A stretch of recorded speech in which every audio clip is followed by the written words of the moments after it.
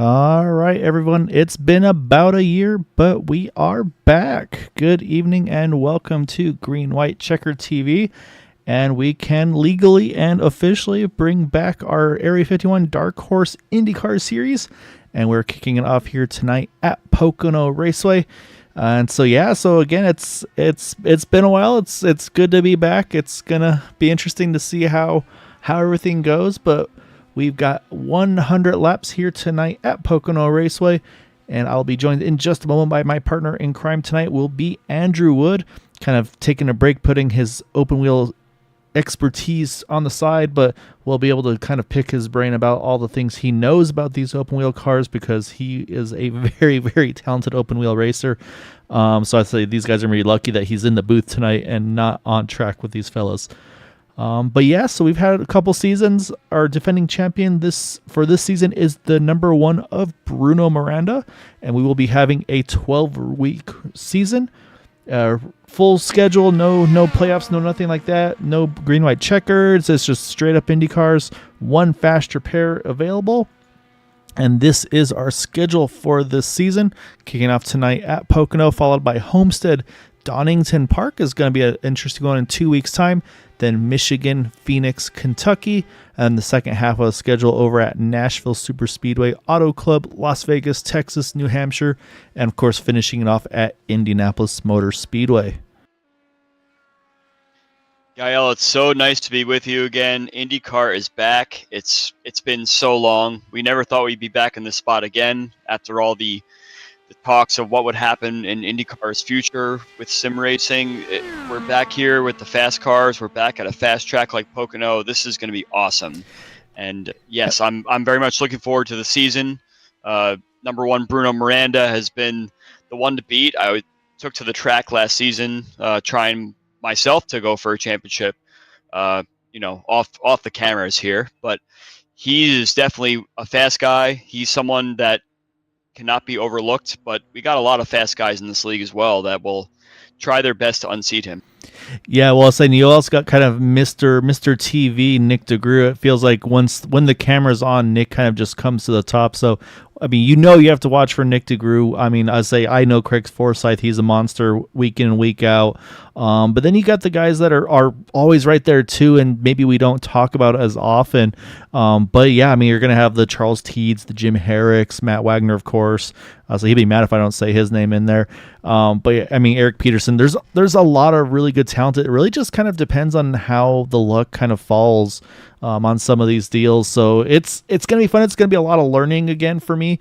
Obviously, we have a lot of in-car adjustments these cars can make, and that's where I'm going to really lean on you, Andrew, because I know you kind of know, okay, if they do this or that to the front and rear ARBs, the weight jackers, what it'll do.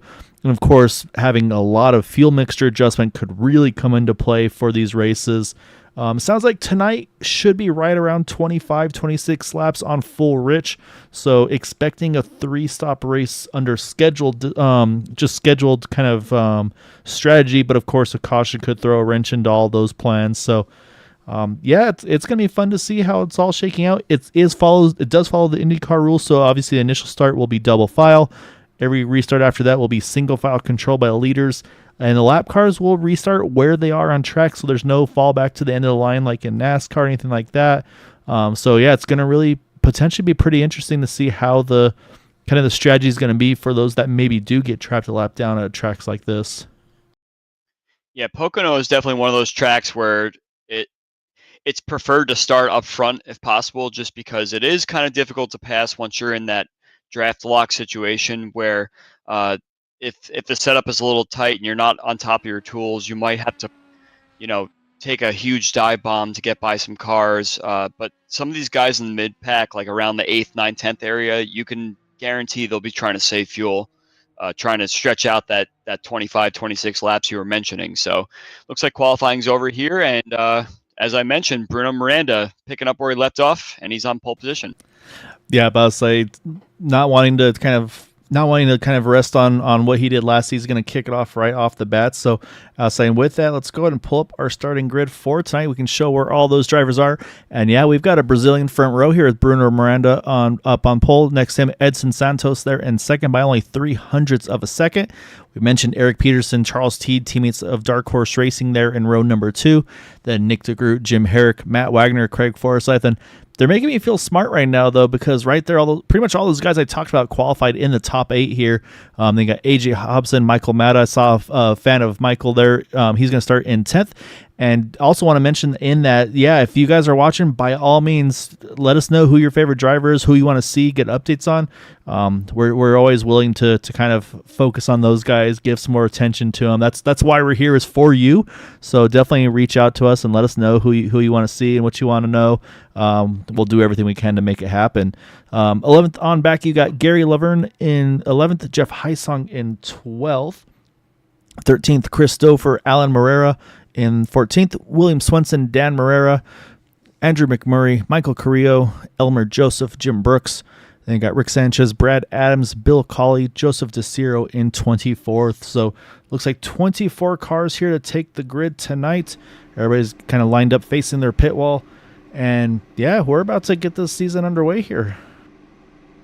Yeah, just a few comments here. I'm a little surprised at the likes of Christopher, Alan Morera down there in the teens starting positions. I know these guys are quick around here, and they're pretty handy when it comes to Pocono. So it's probably just a bad lap that put them down there. And when I say a bad lap, it's a 10th slower. So just having a 10th off means you just kind of had a late turn in somewhere, or did something a little wrong, or didn't have the tool set quite right. So it's crazy that we're here at the start of the season, and the top 12 is spread out by just a tenth to the nose there. Yeah, so we already got competition between, say in the chat, that's Matt Wagner versus Michael Matta right now. That's kind of what everybody's kind of poking on right now in the chat. So, and yeah, so for you, Hondo, I don't know if you got recruited by any of these IndyCar drivers here tonight, but this is going to be one of those races. If we do go caution free and green, you got to make sure that you get these cars all the way top to the end of field, because these things will be right on the edge of that fuel window, like we mentioned with that 100-lap race here tonight. So no pressure tie in the pit stalls there, Honda. You know, this is one of those races that could go caution free, or it could be caution after caution after caution sort of thing. And typically these first races of the season bring some sort of mix, you know, where you don't really know what's going to happen. So it's quite possible that we could have a green flag the whole way, or it could be something totally different. Yeah, and that's the thing is I mean, usually the first race there's always that little bit, I feel like, of everybody's got amped up a little bit, that extra excitement. And especially at Pocono, I mean, there's a lot of potential. I mean, turn 3 obviously comes at you pretty quick on exit. And I mean, the thing I think is going to be obviously the topic of the season is going to be dirty air. Is these things want that nice and clean air on the front wings of these cars. So you're going to see everybody really staggered out, trying to find anywhere, be it up by the wall, up on the yellow line. They're going to want to find that clean air. So it's going to be fun to see what the strategy is. Do we see any fuel saving strategy? Do we just see everybody kind of go balls to the wall? I say if fuel strategy comes into play, I'd be watching that 99 of Craig Forsyth, but we'll find out here. Got 100 laps tonight. Again, Andrew, really, really glad to have you back here with me again tonight. And yeah, we're back. IndyCar's back with Area 51. I also, of course, got to thank Dark Horse for partnering up with us as the green flag is out and we are underway to kick off the 2024 season. Yeah, green flag is out. We are back broadcasting the fast IndyCars of Pocono. And as you can see in the mid-pack, we are already 3 wide. A couple of these guys, like I mentioned, that had some pretty rough qualifying moments trying to find their way forward a bit. It looks like it's pretty clean through turn 1. Yeah, made it through turn 1 nice and clean. That's always what you want to see. Now they got to try to make sure they give each other some room through the tunnel turn. That's always a scary turn for these guys. And so far through the main pack, looks like everybody's good, and it looks like we're going to get through clean. So far so good as they head into the 3 for the first time. Yeah, one thing you've got to realize is that there's a lot of cold tires going on the first lap, and some of these guys that may not have raced these cars in quite a bit of time may forget something like that. So, yeah, it looks like we're through the first lap clean. No issues at all. It looks like we're starting to have a little bit of a breakout for the top 5. Yeah, you saw there Bruno leads lap number 1, but Eric Peterson wasting no time. He's going to take that draft, use that slingshot, and then jump right around the 1, not the 7. But then here comes Bruno. He's going to come right back by. And this isn't them being over aggressive with each other. Say for the NASCAR folks, you kind of expect, stay nose to tail. That's the way you want to draft here. with these Indy cars, really the faster way is to kind of do that. I always been calling it the leapfrog draft, where you let the one guy in front, you pull a draft, you slingshot past them, and then kind of rinse and repeat when you can. And I think that's what's happening right now. Is I think Bruno and Eric are just trying to keep the pace of this race up. Yeah, Michael Matta just hit the back of Jim Herrick out of turn 3 there. Not a lot of damage, but yeah, you can see that Chris Stouffer is really trying to pick up from his bad qualifying in 13th. You could see that was not a qualifying he was happy with, because now he's all the way up to I believe 7 now, 6. Yeah, he's saying looking at that number 61 doesn't look too bad, so I think he may have got away with it, but that's always cause for concern. But you're right, though. Chris Stouffer, he is on a charge already, 7 spots gained in just those 2 laps so far. And, I mean, look at that. He is running that top side right now. You see everybody else, for the most part, kind of committed to the bottom. But, yeah, he wants to get that track position back in quickly. And, again, catching now quickly one of the best in Area 51, and that's Nick DeGroot. Yeah, it looks like a lot of the bottom part of the top 10 has kind of decided that they're just going to kind of hang out and see how this race goes. Not a lot of big movement there, but some of these guys in the team starting spots, like I mentioned, they look like they want to move their way forward. Yeah, right now definitely Stouffer is the highest climber by far, as you see right there. I think that was Charles Teed taking a look, and he's going to grab third here now, right behind his teammate Eric Peterson. Actually, maybe looking on his teammate Peterson there too for a second. He is going all the way down to the rumble strips there in 3, and now he's going to see if there's teamwork, or if they're going to try to kind of again draft off of each other. But right now, yeah, Stouffer by far the highest climber with those 7 spots gained. And saying right now, it looks like we've got the fan club of Michael Matta there in the 61 though. So they're coming in quick here and often on the YouTube chat here. Yeah, it looks like Michael Matta's got pretty much hanging around where he started for the most part. He started in P10 up to P9, so perhaps he's engaging a fuel safe strategy right now. He may just trying to be feeling out how the whole field is acting around him, and then making the moves where he can later on in the stint. Yeah, so right now, so you see Charles Teed, while we're talking about that, he got to the front. He's going to lead the lap, I think the second lap now in that number 50 machine. And then it looks like Bruno's kind of settled in here for the moment. Maybe they've kind of decided, okay, now maybe Bruno wants to save a little bit here.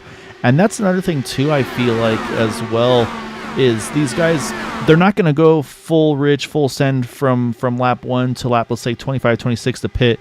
There's going to probably be a little bounce where, okay, I'm going to push for a few laps, maybe back down, save a little bit, and just try to get that balance. And so I think we'll see a little bit of that. But again, the one that I always watch for fuel saving is this guy right here, Craig Forsyth. He's usually kind of Mr. Fuel Save, and he's in a really nice pocket right now. He's just outside the top 10 and 11th, but he's got about a half a second between himself and Jeff Heisong behind him, but he's got a nice toe off of Matt Wagner. So I don't know if we can, I'm going to see if we can spy and see what his settings are. I don't think they'll actually tell us what they are in the car, but I'd be willing to guess it's probably map 5 if he can get away with it. Yeah, the map 5 ordeal works pretty good on these fast tracks, especially when there's not a lot of lower speed mid corner situations. You're kind of able to kind of lift a little early on the throttle and then get back on it pretty fast. And as long as you're in the draft, you should be able to suck right back up into it again. For this P5 position here, he's been going hard at Edson Santos this whole entire last lap and a half or so. They almost had some contact about a lap ago, and Chris, he really wants to get to the front as soon as he can. Yeah, it's a really nice looking paint scheme too on that 20 car. So that's always one of the fun things too, is in sim racing to see what these guys come up with. And as they didn't look like much at the very front of the car, but then you got some really nice colorful stuff going on around the engine cover area. So, but yeah, so far so good. These guys have been, like I said, fighting hard, but still racing really, to me, it seems really respectful. I mean, look right there. Look at Jim Herrick. He is running almost up by the wall there. Again, just trying to find that cleaner, as they say, that contact. Yep. And we got a couple cars up and over. Caution is out, and Edson is one of those. And that's commentator's curse number 1 for me. And it looks like the other car involved, I believe, I think it was AJ Hobson. Yeah, it is AJ Hobson. Both these guys trying to limp this thing back to the pits here. So we got to go back and we will check out our first replay of the night, our first caution of the season. And man, that car is already struggling. So let's go back, and I think it's just that 3 wide out of turn number 3. And I think it may have, yeah, it was still from the inside. He had then the 4 Hobson, and then I think on the outside, just really nowhere he could go. I'll try to get a better angle here. Yeah, it's definitely one of those things where Hobson is just trying to find clean air right in the middle there. He can't go high, he can't go low. He has to find room in the middle, but unfortunately Stouffer pushes up just a tiny bit at the exit of turn 3, which kind of closes that hole. And unfortunately, it seems that Hobson just was way too aggressive trying to get a run down the front straightaway, perhaps, and there was just no room there. Yeah, maybe just a little bit of a blink kind of a thing where you see it happen, like, I'm not sure, and so you kind of react to that. So, yeah, unfortunately, it looks like those are the 2 involved in this first incident. I say again, looking at it, looks like those are. I think they're also possibly the number 40, Jim Herrick. I think he had a little piece of it as well. But on the right now, looking at the car, it doesn't look too bad. We'll jump back live here though, because now it's going to be all about pit strategy, and I do think we'll see everybody hit pit road. But again, this is what this is coming to lap 10 now, and everybody's pitting. Actually, Bruno's going to stay out in the 1 car, so he's going off strategy to everybody else. Everybody else is going to hop on in here, so maybe Bruno trying to go off cycle a little bit in that number 1. And so yeah, so we'll let these guys pit here. We'll see what the strategy looks like. I mean, I don't think there'll be much strategy with these cars. It's going to be 4 tires and fuel, and we'll see if anybody's able to gain some spots. I'm actually looking at AJ Hobson has managed to limp it all the way around to pit road. And he'll probably get that fast repair, and he'll be good to go, starting from the back. That's really impressive. He's able to. I mean, you can see he's on 2 wheels as they look at the skew that he's got on that thing, but he's wheeling that thing back to the pit. So hats off to him there. And then I believe Edson had to take no, actually Edson's rolling too here. Edson is rolling, yes. And so I think everybody's going to stand the lead lap here after all that cycles through. So hats off to both those guys to somehow keeping those cars rolling. I really honestly didn't expect to see that happen. So yeah, well done on their parts to keep them going here. So Hobson's is in. He's already rolling out. And yeah, so basically it's going to be everybody in minus now Bruno Miranda. I mean, Edson was upside down crossing the start-finish line. So for him to wheel that back to the pit lane again is pretty remarkable. But I guess the wings were messed up, and he was able to somehow drive it back, whereas Hobson was missing a couple wheels there, and he was able to wheel it back. So, yeah, good for those guys to have just one quick unfortunate incident turn to something that actually may not be too bad for them in the long run. Yeah, the only thing that I could see is this could change, obviously, your race strategy from here on, because, I mean, at this point, Andrew, if you're in that situation, you've burned your 1 fast repair, do you say, okay, I'm going to change the way I approach this thing now, or do you just kind of say, all right, I'm just going to still run my race and kind of see how it shakes out? Yeah, I think it depends on the person, really. Someone who really wants to win the race, or someone who wants to, be a little more careful, may go right for that fuel safe strategy, no matter what it takes, and just kind of make sure that the whole pack stays together, make your moves smartly, and everything. Whereas some of these guys wanted to get to the front as fast as they possibly could. It may not have worked out for them in the long run, but as long as they kind of keep themselves in the mix and also drive carefully at the same time, it's possible for them to get back into the podium or top 5 position. The other surprise here is nobody topped off on the 1 to go. I really expected to see at least somebody jump in, just get that little extra drop of fuel. Again, you never know. The only thing now is, again, we talked about the fuel window being right at that edge of a 3-stopper. So now, obviously, it's no problem. It'll be a 3-stopper from here. I don't think anybody could 2-stopper from here, because that would require these guys to go, I'll say math never my strong suit. I'll say they would have to about go 29 laps. Yeah, it'd be about 30-ish per. I'm not going to say never, because that's Craig's bread and butter. So this will be where we watch. Does anybody try to go full fuel save? But this also now going to be our first restart here, and again, single file restart. No lap car, so that's not going to come into play, but it's basically Bruno's going to have control, and then just really then my always concern is the accordion behind. Does everybody kind of make sure nobody jumps one another on the restarts? You can pass to the outside. However, of course, if you pass before the start-finish line on the inside, you do get iRacing penalties for that. So this is always where I get nervous, because I feel like with a long straightaway like this, it's always real tempting, and it just, things kind of funnel out pretty quick. And just a quick mention for the Michael Mafia that's hanging out in our group chat. He is still P9. So hanging at the bottom of the top 10 there. We'll see how he goes at the restart. So I have to keep that the Michael Mafia. I'm on board with that one. So pace car is in. Again, Bruno has full control here. So once he decides, then there he goes. He is back and underway, and he gets a great jump here. So now we're going to kind of keep watching as the field starts to go by. And there's the first checkup. You see a handful down on the inside here, trying to avoid the incident. Had one go way low and definitely pass a few cars. So we'll have to be careful and see if if we see any penalties here on that restart. And again, if they give the place back, I could see the admins maybe cutting some slack, but that was the concern I had going into it. Yeah, I saw AJ Hobson just going for it at the restart there. He saw the checkup, but everyone seemed to be pretty good here. Everyone else is clear. I don't see any incidents. I do see Elmer Joseph got high in turn 2, kind of blocking up the exit of 2 there, but I think everybody got through okay. Yeah, so far so good. We'll see if there's any quick. Yeah, there's the Michael Carew. That was the purple car I saw, kind of jumping by a couple guys, and so unfortunately, that is going to be, I believe, that stop and go penalty for him. Actually, it might be stop and hold, I believe. So that's the risk, though. It's like you want to play it safe, but at the same time, though, you still have to make sure you back it down and don't pass those guys on entry. Otherwise, it's going to be a penalty. Bruno Miranda is being challenged big time by Charles T for the lead.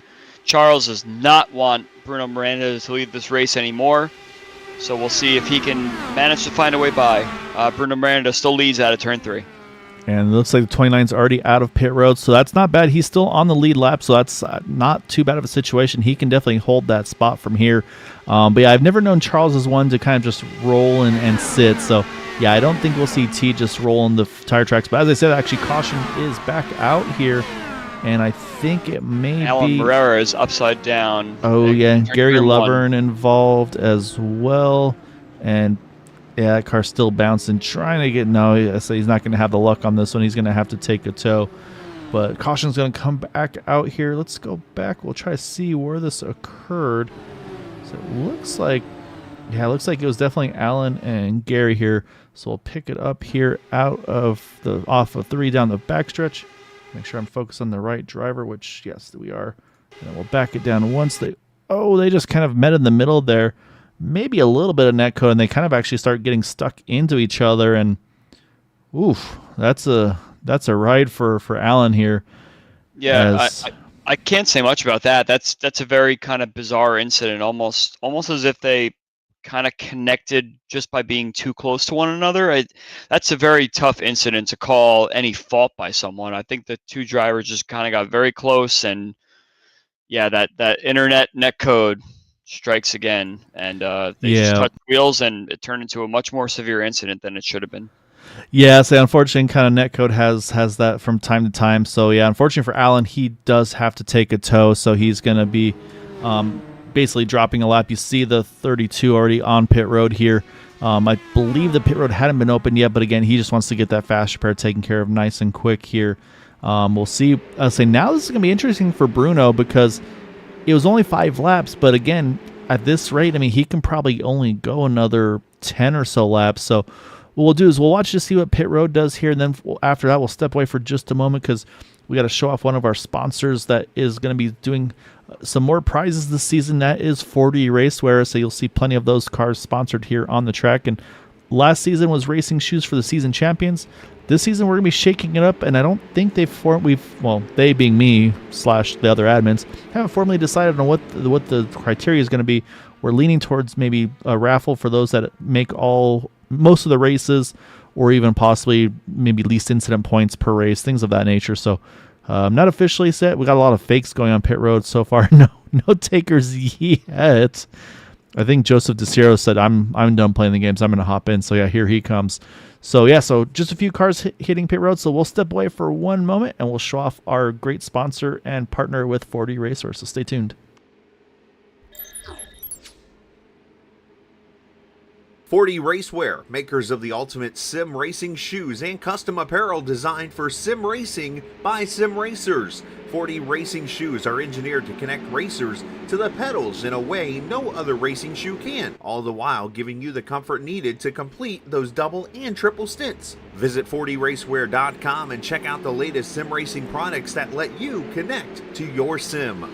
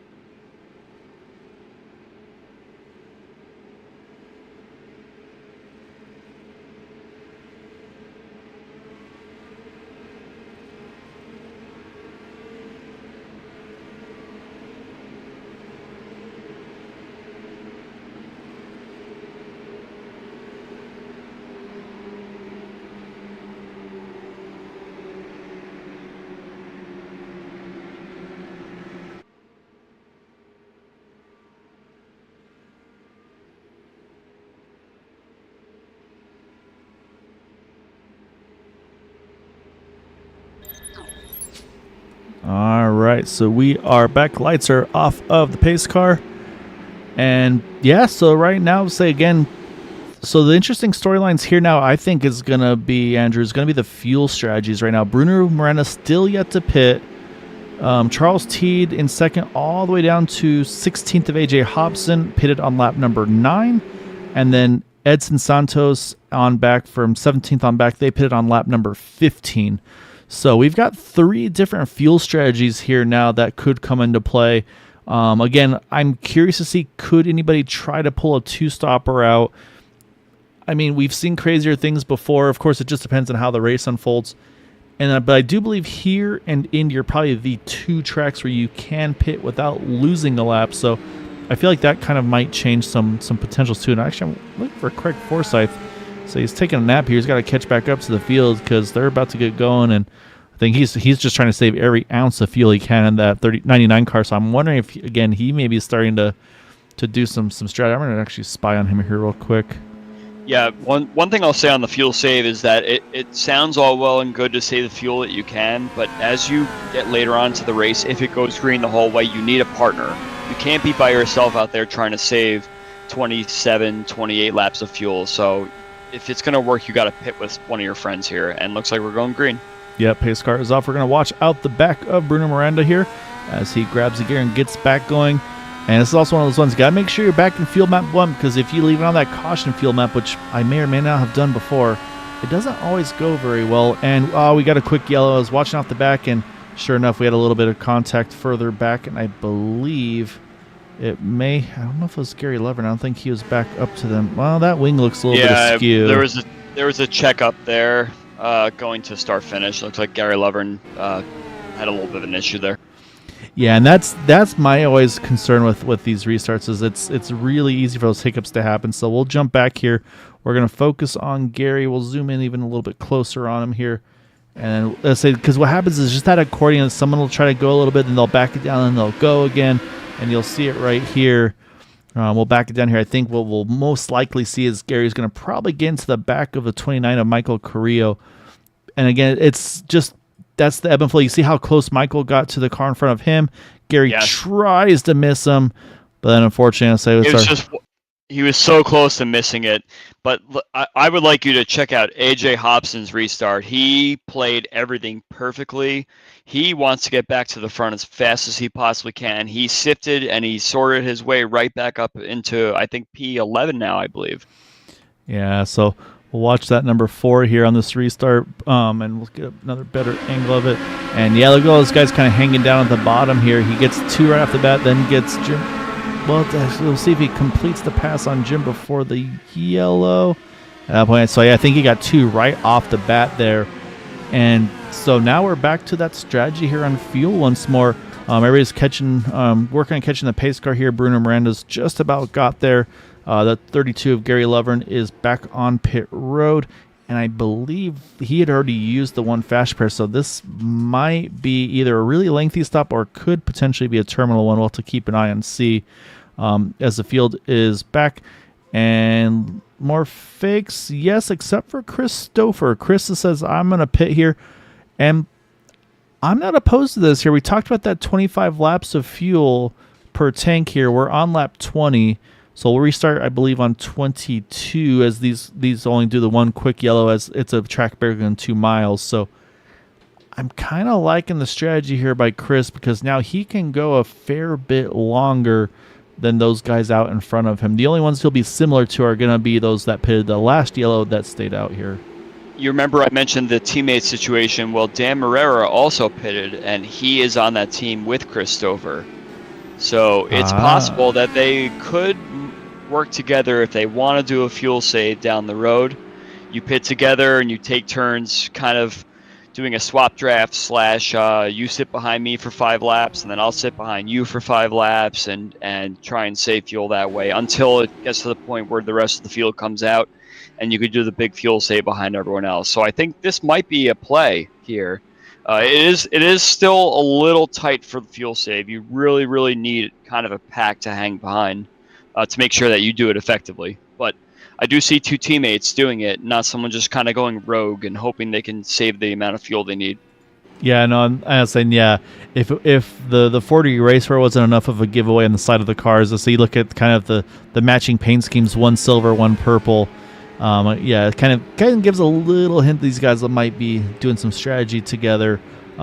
So right now we still have 22 of the 24 on track. Alan Morera was the last guy to kind of do some flips on the front stretch, and I believe he's actually the beneficiary of this caution, and that should put that number 21 car back on the lead lap, I believe, waiting for timing to cycle up and update for me.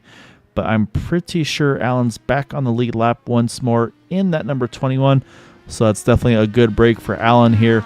And unfortunately, though, at the expense of the 32 of Gary Lovern.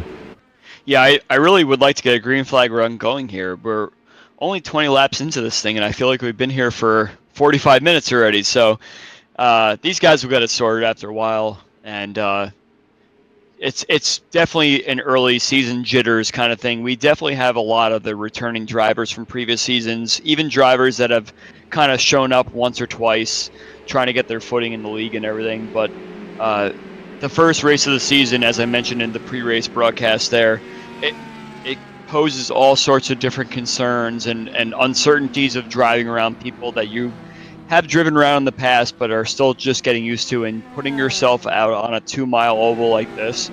Well, I use oval loosely as it's more of a triangle.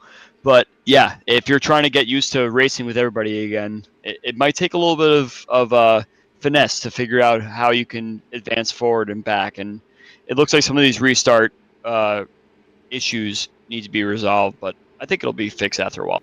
Oh yeah, and I'm sure Matt Wagner and some of the admins have already probably put their admin hat on. It's like, hey guys, we got to make sure that we're not trying to basically don't go until the car in front of you goes. That way, make sure we don't run over each other in these restarts. And it's one of those things. Like I said, it's just they got to kind of build that routine, that rhythm back again.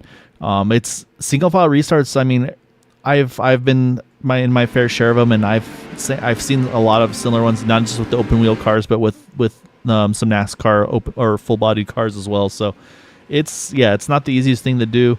I did notice a few drivers top off there in the 1 to go, including the 5, the 110, and the 69. I don't know though if they pitted the first time around, so I'm a little nervous about potential pit penalties for those guys. So, but now, like I said, we've got to kind of cross our fingers here because we're back to another restart here, led by that one of Bruno Miranda, who again has yet to pit here, starting lap number 22. So we'll have to see how far can he go before he has to pit in that number 1 machine. I'm watching Chris Stouffer on this restart back in P17. He is moving forward. He wants to get kind of in that mid-pack where he can save the amount of fuel he needs in case he's on that strategy. Yeah, and that's exactly right. You got to try to get what you can quickly while everybody's bunched up, and then because it just becomes exponentially more difficult to make those passes. Yep, I'm watching Chris Stouffer. He moves over to the left side to give Morera the draft, so he wants Morera right next to him in case that's the fuel safe strategy. So you can see them that they're both now one behind the other. Stouffer's making another move into turn 3, and Morera should follow. All things working out pretty well. Yeah, so now can he clear? He does, and he's going to pick up the draft of Edson Santos ahead of him. Edson's trying to work on Bill Colley. Oh, and I think the 5 of Richard Sanchez, I think he's just had a moment. Oh, yeah, he's stuck up against the outside wall. Alan Morera involved as well. Alan's going to try to do a loop around here, but we stay green because they're far enough back here. And now Alan's going to be able to do a loop around. He's going to grab a gear. But we're going back up front because we're 3 wide here entering the tunnel turn. Yeah, I'm back here watching the Stouffer Morera show. I think they're working on something here, unbeknownst to everybody else, so we'll see how it goes. Yeah, they're catching up to that front pack. The front pack's pretty stacked, nose to tail everywhere, so everyone's getting a draft for the most part. And so right now we have 2 now on pit road, the 5 and the 32. I haven't had a chance to go back and see what happened on that one, but unfortunately, I say it was towards the back half, which unfortunately, I say doesn't bring out a yellow, which again, I'm sure some of those were hoping for. And you mentioned Stouffer and Morera. Last time by, Stouffer ran the fastest lap of a race, 41.41, about 2/10 quicker than our leaders here as he's working on picking off another one here, and that's that 20 car. So like you said, he's wasting no time trying to get everything he can early. Yeah, you always run into a danger running in this mid-pack too, because you have to make sure that you're making smart moves, but you're keeping your momentum going for the fuel save, if that's what they're going for. Yeah, and I think momentum is actually the best thing to mention there is, yeah, these things are very, very momentum based. As they see one, I think it was Craig Forsyth actually, just saw it dropping down to the bottom, trying to sneak around. I believe that's Jim Herrick to his outside. Can't quite do it. And you see right there on the bottom here, that's the 21. He's going to stay to the bottom here and let the leaders on by. Let's say, but again, it's going to get tight here through the tunnel turn, so hopefully everybody's able to pick their way through. Ooh, Michael Mata Mafia almost had some got nervous injury there, but looks like he made it through, and now he's dropped a couple spots from our last check, but he's still hanging out just outside the top 10. Yeah, so, and really, if you're in the main pack, I mean, you're in contention. You never know. You can see how everybody's starting to jump around, move around, trying to find that spot. 3 wide to turn 1. Looks like Jim Herrick was trying to hold off Forsyth and Peterson, and the beneficiary is there, AJ Hobson. He's managed to claw his way back up to almost the top 7, side by side with Craig Forsyth right now. Oh, we got another driver in trouble. That's Bill Colley, but he's taking a quick tow as well. And I think that it involved Dan Marrero. Dan's going to try to limp this thing back to the pit road on the 26 car. But that thing is, I don't think this one's going to wind up being a tow, unfortunately for Dan. So I'm going to try to take a quick look to see what happened to Dan on this one, if I can find it, that is. So I see Bill showing that he had his incident. Oh, and right into the path of Dan. We have a caution out on track. Oh, yeah, caution is out. So we'll go back. We'll kind of get the finish of this one, see what happened to Bill. And it looks like it was contact with the 20 machine. And that was, once again, Edson Santos. So as they head into turn number 1 here, and it just looks like a little bit of a fight for the same real estate here. We'll see him kind of duck in here. And maybe a little net code, but yeah, they just kind of were going for the same real estate. And then there's nothing Dan can do. He's committed to the top there, and then yeah, that's where the yellow comes out. And I think the caution may have still wound up coming out for Dan, just trying to limp that thing back to pit road.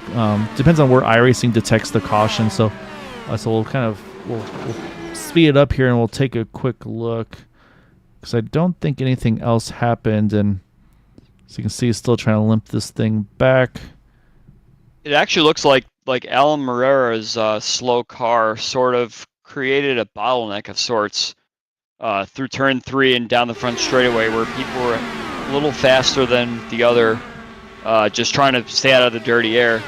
And I think Alan's damaged car just caused people to check up a little bit and get a little crazy going to turn 1. Yeah, I was thinking, because he saw Alan there, Dan was already at that point towed back to pit road, so not 100% sure on the cause formally of the yellow. I think it might be maybe actually when William Swens. I'm gonna go back one more time here, and I think this is actually going to be what the caution was officially thrown for. iRacing sees this the 69 car going around the car of Dan Marrera. And so basically, as he passes them, as the camera turns, you'll see, yeah, there's the yellow lights showing. So I think it just iRacing decided, okay, there's a car down low and not safe. So what this does, though, is this pretty much throws us now. I mean, this has got to be perfect for Bruno Miranda. I don't think he could have gone too much further on fuel, even with the cautions we've had early on. This is caution number 4. Yes. But yeah, I think that was probably about the best that Bruno could have hoped for, being the only driver basically that didn't pit. However, remember that strategy you talked about from Christopher? He's going to stay out here and pick up that track position right back. Yeah, track position at Pocono is big because, like I mentioned in the pre-race, it's very tough to get your way to the front without doing something a little dicey. So Stouffer is gone on the fuel safe strategy. At this point, he's probably thinking that there might be another 2 or 3 cautions or something that might put him in a good spot to be right on the center off strategy, and it may work out for him. But unfortunately, he's lost his partner in crime, Dan Marrera. Yeah, so Dan right now is going to have to wait for that tow to complete before he can get back out there. So that's why you see that 26, still sitting there. And pit strategy is a little interesting here as well. I'm seeing a lot of 8-second stops, but then I look at Nick DeGroot, 5.5 seconds. So he went fuel only in that number 89 car. Decided tire wear is not that bad. He wants to just get some track position back. And then obviously, like you mentioned, the Mata Mafia, 6.5 seconds for the number 61. So I'm thinking the same thing here. Probably a fuel only stop out of that number 61. So a few drivers opting to go a little different here on the strategies. And then Dan Morera, I got to applaud his just say he's staying after it here. He's back on track now. And also Alan Morera is once again got the lucky dog. He's back on the lead lap once more, I believe. And he's still missing the left front. He's got to get left front corner the wing wing repaired.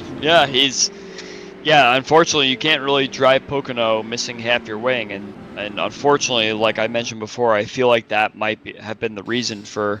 Yeah, I think you're right. The slow feeling on the caution there. I look at that left side pod too. Part of it's missing. You can see the other part flapping a little bit. So, yeah, this car's got some damage to repair. Hopefully, the front wing definitely repairable. That's no problem here. I don't know because the more I'm looking at this car, there's a lot more damage to the left side than I was expecting. It's kind of the rear quote unquote fender, I guess say the one in front of the rear tires. Driver's side there is missing as well. So there's definitely some stuff that car would like to have back on top of it. So well, can you help me try and figure out what that livery is? Is it like polka dots or is it like candy, licorice candy of sorts? I'm a little lost on what's going on here because I've not seen Alan drive that car. It's like polka dotty, but it's kind of they're rounded square polka dots, and that car actually looks like they've gotten some body parts back on it pretty quickly. I don't think it was a fast repair, but it's already looking a lot better. So we'll have to keep an eye and see what his pace looks like. Like you mentioned, Chris Stouffer with the lights off the pace car, he's going to net the lead of this race here, and he's going to have Edson Santos, and Edson pitted on lap 15 compared to lap 19 for Chris, and then now it's lap 28 for pretty much everybody on back. And then my timing and scoring showing Jim Brooks last pitting on lap 9. However, with him sitting in 14th, pretty sure that's not accurate. So I'm guessing based on where he is on track, also probably on lap 28 as well. So kind of an odd one there for the 51 car. But timing and scoring sometimes likes to be a little bit odd for me. Yeah, I'm interested to see what Chris does on the restart, because if he is on a fuel save, he is going to probably let some friends go and maybe sit behind him for a little bit. But if you see him dive down the middle of the track, I think he wants to race. Even though it's only lap 30 and there's still a way to go, there's always a sense of pride at Pocono where you feel like you know what you're doing. So let's see how he acts on this restart. If he restarts pretty much in a straight line, or if he tries to go for a little defensive. So green flag back out. We got a good view out the back. You can see again a little bit of a stack up, but so far so good. And I did see something happen, I believe, with William Swenson, because he had a bit of a moment coming to the green, but looks like he's rolling. Dan's actually back on pit road now, so not sure about that. But so far, a good start here. And ooh, that was close by Edson, almost kissing the wall there off of one. Yep, Stouffer did the little bit of a snake. He kind of went halfway from what I was thinking, so he wants to stay out front. He just needs a friend to help him save a little bit of fuel, but he may not even be concerned so much about that right now. Yeah, you see right away, too, jumping right back to the inside line here off of that 20 car. He's going to take lead again out of 3. And, I mean, so what about the thought of if you can just kind of tag into, let's say, the back of second place, be it Edson, be it Nick, do you try to get back behind them and maybe just cruise in like a map 3 or 4 if you can and just draft off them? Or do you think that just kind of puts you as a sitting duck to then, let's say, for a Nick DeGroot to blow by 2 for 1? I mean, that's what I would do. If I were Stouffer and I needed to save a tiny bit of fuel, I would just get behind 1 or 2 cars and sit there, because Pocono is one of those tracks where you could just kind of coast into a lot of these corners, keep the momentum going, and be good to go. But some guys like to just lead races and command any sort of dominance they can, so perhaps the fuel save is not such a huge concern right now, especially after we've had all these yellows. Yeah, so we're now officially 1/3 of the way through lap 33 here, starting now. As you see now, Edson Santos is going to jump down there, and then now Charles Teed ran the fastest lap of the race at 41.26. And obviously right now, Chris is the highest climber with plus 11, plus 12, depending where he is on track, plus 12 right now at the lead. Another driver that's moving up, though, Joseph DeCiro started a pretty much shotgun here. He's up 8 spots into 16th, and that's kind of what Joseph does in these races. He just kind of stays out of trouble, tries to keep that car nice and clean to the end. And I've seen him in the races I used to broadcast prior to last year he would get some really good results out of it just by keeping that nose clean. So it'll be fun to see where Joseph ends up at the end of this one. But right now, you see, when we go and peek at that, Nick DeGroot, he found his way to the front. But yeah, nobody's content right now. Everybody wants to kind of leapfrog and maybe lead a lap or just try to get their nose in clean air here. Really, the first person I see sitting is, again, kind of for me, Mr. Fuel Save, Craig Forsyth. Yeah, I can definitely tell the demeanor of these cars up front that no one wants to lead right now, so they're all in a fuel save mode for sure. Matt Wagner is getting a little bit feisty in P6 here. He was kind of like dodging left and right a little bit, trying to find his spot. Craig is definitely saving a little bit, but AJ Hobson, as expected, is coming through this field. He wants to be up front. Yeah, I don't think AJ is much of a fuel saver. He likes to go, and he's definitely one of those drivers that likes to be on the aggression versus on the back foot. So, yeah, like you mentioned, who's going to react and how. And actually, I think it was Edson and AJ who were both in that first incident, I believe it was, and they're both back up right in that top 5 window here. So, both drivers recovering nicely. Yeah, I raced with AJ at the Indy 500 special event we did for Area 51 last week, and AJ was actually someone that I had predicted might be a little bit more crazy in terms of the swap draft and trying to make sure he's up front, but he actually worked pretty well with me, and there is a little bit of reserve in him where he kind of understands the idea of what's going on. He wants to be up front, but he understands that there is an extra sort of layer of strategy to all this, and he actually impressed me quite a bit. He's been in this league now for, I think, 4 or 5 seasons, and it's always impressive to try and put yourself out front, but I think AJ understands kind of there's a little bit more strategy to this than just kind of running laps out front, but he understands that he has to be out front as long as he possibly can to try and put himself in a good spot. Yeah, exactly right. So the next thing I think is going to be, depending how this section of the race goes, is going to be that strategy we mentioned. So right now, again, kind of bouncing back and forth from the lead is that number 20. Again, last pitting on lap 15. Again, these cars do have a handful of fuel maps. Fuel map 1 for full rich, 5 for full lean under race conditions, and then map 8 for caution, where you can save the most fuel.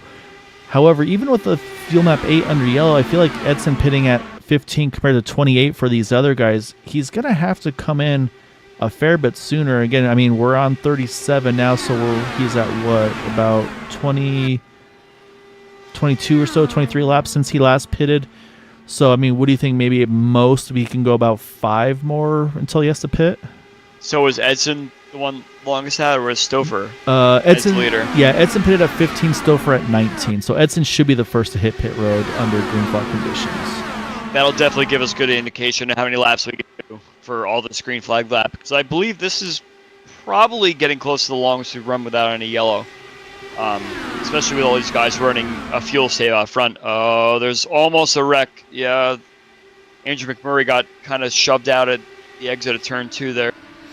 Yeah, taking a look at the car, it looks like it's still in one piece, but yeah, if he got a little bit of that wall, it's going to make that thing be very tight. You saw Jeff Heisong just catch him with a huge head of steam. But yeah, as I feel like the tunnel turn's probably one of the scariest ones just because of how quick that turn is, especially with these cars.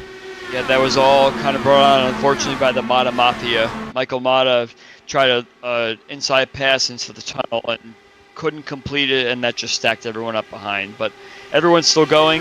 Looks like McMurray might be missing or a little damage to his front wing, but nothing that can't be fixed on a later pit stop. So he just needs to hang on and make sure he doesn't lose the pack, and he could possibly still be in this for a top 10. Yeah, I think it does look like that car's definitely got some tightness to it, which again would be from some front wing damage. Trying to get a good look to compare it, but I say these things are it's just so touchy, you can never tell for sure. However, what we can say for sure though is now this is officially basically 25 laps since Edson pitted on lap 14 now, or 40. I'm sorry, with him pitting at lap 15. So again, I suspect he can probably go a few more laps just from those caution laps that we've had since he last pitted. I feel like it probably at most would be about 5 laps or so, especially with him kind of running the pace he is.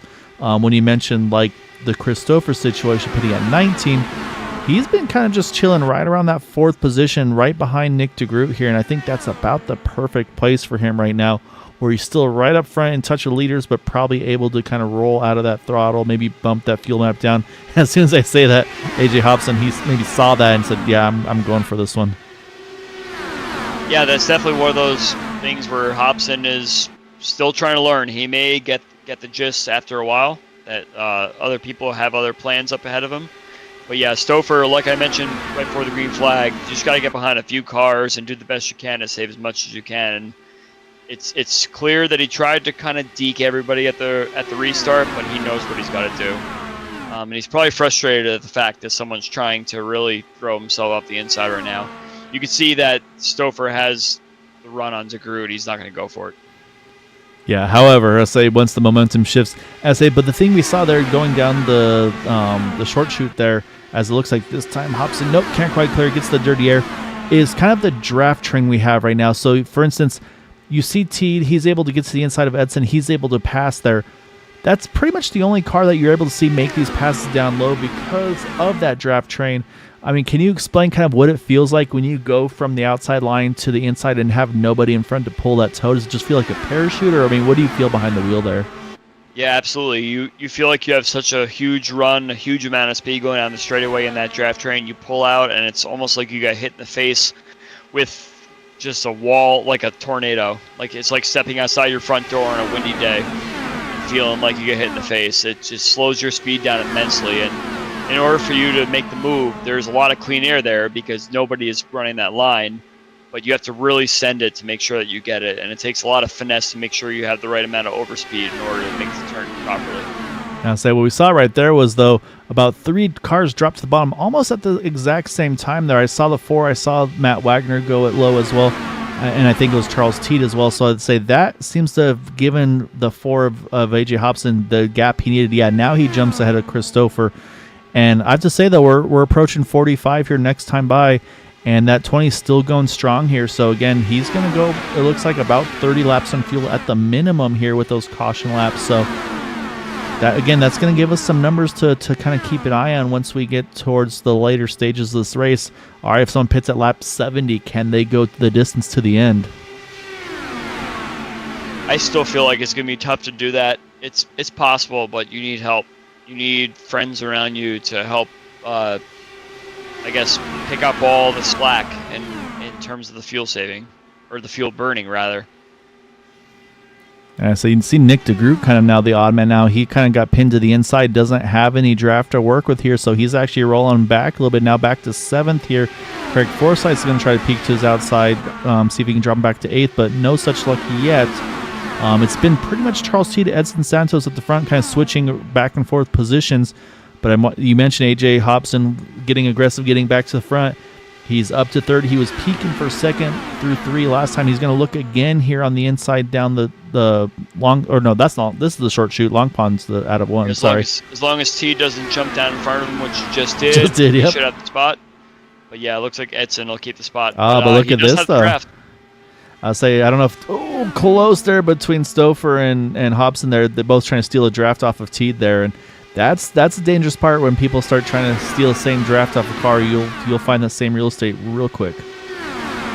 Yeah, it's one of those things, too, that you have to trust everybody you're around. And if you don't feel like you could trust the person that you're racing next to, you're going to do everything you can to get a header behind them. Here comes Matt Wagner inside. Similar to what I mentioned before about the wind hitting your face out the front door, Matt found a spot down there. He went for a lot of overspeed, and there was no car that was to block his air in turn 2, so he was able to clear 2 cars in one corner. Yeah, he's able to clear to the top there. And yeah, just as soon as Hobson was 3rd, now he's back to 5th position after all that cycled through. And again, you see drops low here, stealing some draft off of that 20 as they head back into 1. And he'll get alongside of that the 13 there. But I don't think he'll be able to clear. And yeah, you can see there's that draft train you talked about. He's going to have to tuck right back in here. As say it's been the 50 and the 20. They're just kind of leading that train here, just going back and forth. And a few guys have tried to kind of break up those two, but hasn't been able to happen yet. I don't see Edson signaling at all to hit anytime soon. And he's kind of on the high line. He's just riding kind of up on the track, trying to I guess, fit kind of in there. Okay, now he's going for the lead here. Maybe he's trying to get up ahead so he can make sure he has a easy way to get into the pit lane. Yeah, this is impressive. The amount, again, he last pit on lap 15 from what I'm showing in my timing and scoring, unless something was showing wrong there. That's the last time I saw him on pit road. So pretty impressed with how far he's been able to go. And again, I mean, there could be a bit of a miscue with my timing and scoring on my ticker here. So we'll keep an eye on that. Like I said, the other one to watch will be the 13, because those are the two that pitted the longest time ago, I should say. And again, he's pretty much stuck up top here, so it doesn't look like he's planning coming in now either. So, and we're starting lap 49. So I mean, again, that's now, what are we at? 35 laps just about that he's gone here since pitting, allegedly, I should say. Yeah, I mean, we definitely had a couple of yellows there that would kind of delay the pit lap count. So it's possible that he's, I would imagine any lap now he's going to be in. Nick DeGroot just made the wrong decision in turn 1, and looks like Mata Mafia is trying to make a move on him in turn 2. I'm almost wondering either Nick maybe has a little bit lingering damage, or is he going on a big fuel save strategy too? Because Nick's pretty sneaky on his pit strategy. So I'm curious about, actually, as I said, there's Edson. He just jumped on the pit road now. Hopefully got it well down. He hustled it in there, though, for sure. So he's our first leader pit, coming to lap number 50. So he could basically split these final 2 stints here in 25 lap increments, and he'd be good to go to the end. So maybe that was his strategy here. Because again, a lot of times in these cars, you kind of want to work the field number backwards, really. But if in all of that, though, look at AJ Hobson. He got to the point there. As soon as they say that, here goes Charles T to grab the spot back. But I'll say, so AJ's found himself now in that top 2-3 spots here. I'm calling lap 56 for Stouffer coming in. That's what I'm calculating based on what I've seen for the fuel save. How many laps after he pitted after Edson? I think he's going to save another lap or 2. So I'm going to call end of lap 55 into 56 for him coming in. And so here's a really good call as well. So Edson's already out of the pits. Again, 9.9 second stop. But he's just now going down the short chute here. Or sorry, going down Lawn Pond, I apologize. So he's only a handful of seconds ahead of the leaders. I mean, that's the gap right there. As he's already in the tunnel turn, those guys aren't that far behind. So it's just about a full lap at pace for those that maybe want to think about doing a short pit strategy. So you got to be on top of your pit entry and exit to make this work. Yeah, and again, these guys battling for the lead are all trying to do some sort of fuel save expedition of sorts. So anyone who's running by themselves and running just flat out laps will pull away from the leaders. So it'll be interesting to see where these leaders come out in relation to Edson after he comes cycles all the way back up to the front again. Yeah, and the other hope for Edson is I saw he has a car with him. That is the 32, I believe, Gary Laverne. If they can kind of, I don't know what kind of shape that 32 car's in, but yeah, if this is also where, I mean, what do you do here, Andrew? If you have a teammate, let's say. Well, 13's coming in this lap, as well as 89. Both Stouffer and DeGroot are pitting this lap. All right, let's watch them as they jump on in. And yep, so far so good. Nice clean entries, no huge lockup, so it looks like clean entries for the two of them. And what I was about to say is, if you short pit, but you have a friend, you say, all right, here we go. We're going to pit together. We're going to try to do that leapfrog strategy where basically we kind of keep passing each other on the straightaways. I mean, that, I think, could be a potential for them to break away from the field, because right now the 20, he's just in clean air. He's not making the lap times, I don't believe. So right now he ran a, let's see, last lap was a 41.73 to a 41.67 for Teed. So actually not that far off, but I feel like there is more time to be had if you can really nail the draft duo. Sorry, I was just watching kind of a sketchy moment in the backpack. Yeah, I saw a little puff too. Yeah, it looks like there's a wreck in turn 3 right here. It looks like Desiro. Oh yeah, Desiro. Wall. However, no caution up there. The caution is out, and that is a huge break for the 20, the 89, and the 13, because they just made their green flag pit stops. They're still on the lead lap. And now everybody else is going to have to pit, so those guys are pretty much guaranteed a top 3 restart here. Yeah, I'm sorry for the lack of response there, but I was just watching something develop big time in turn 3. It looks like I mean, Elmer Joseph, he's new to the series. I don't really quite understand what he was doing there. Desiro did call out his pit entry and everything, so everyone knew he'd be kind of slow, and I think he just got kind of trapped behind Joseph DeCiro there, which just kind of spooked everybody else behind him, and I think it was just a misunderstanding of what exactly was happening. Poor Joseph DeCiro was just trying to pit, and he winds up getting spun out. Yeah, watching it now, and yeah, it's like you said. I'd say the only thing is maybe potentially, I'd say maybe there's also that kind of indecision of maybe when, as I know this is one of those tracks, you can definitely slow down at different points, and maybe he expected Joseph to slow down a little bit later than he did. I mean, you never know. Obviously, when you're going behind the wheel of these cars, they're going 200 plus.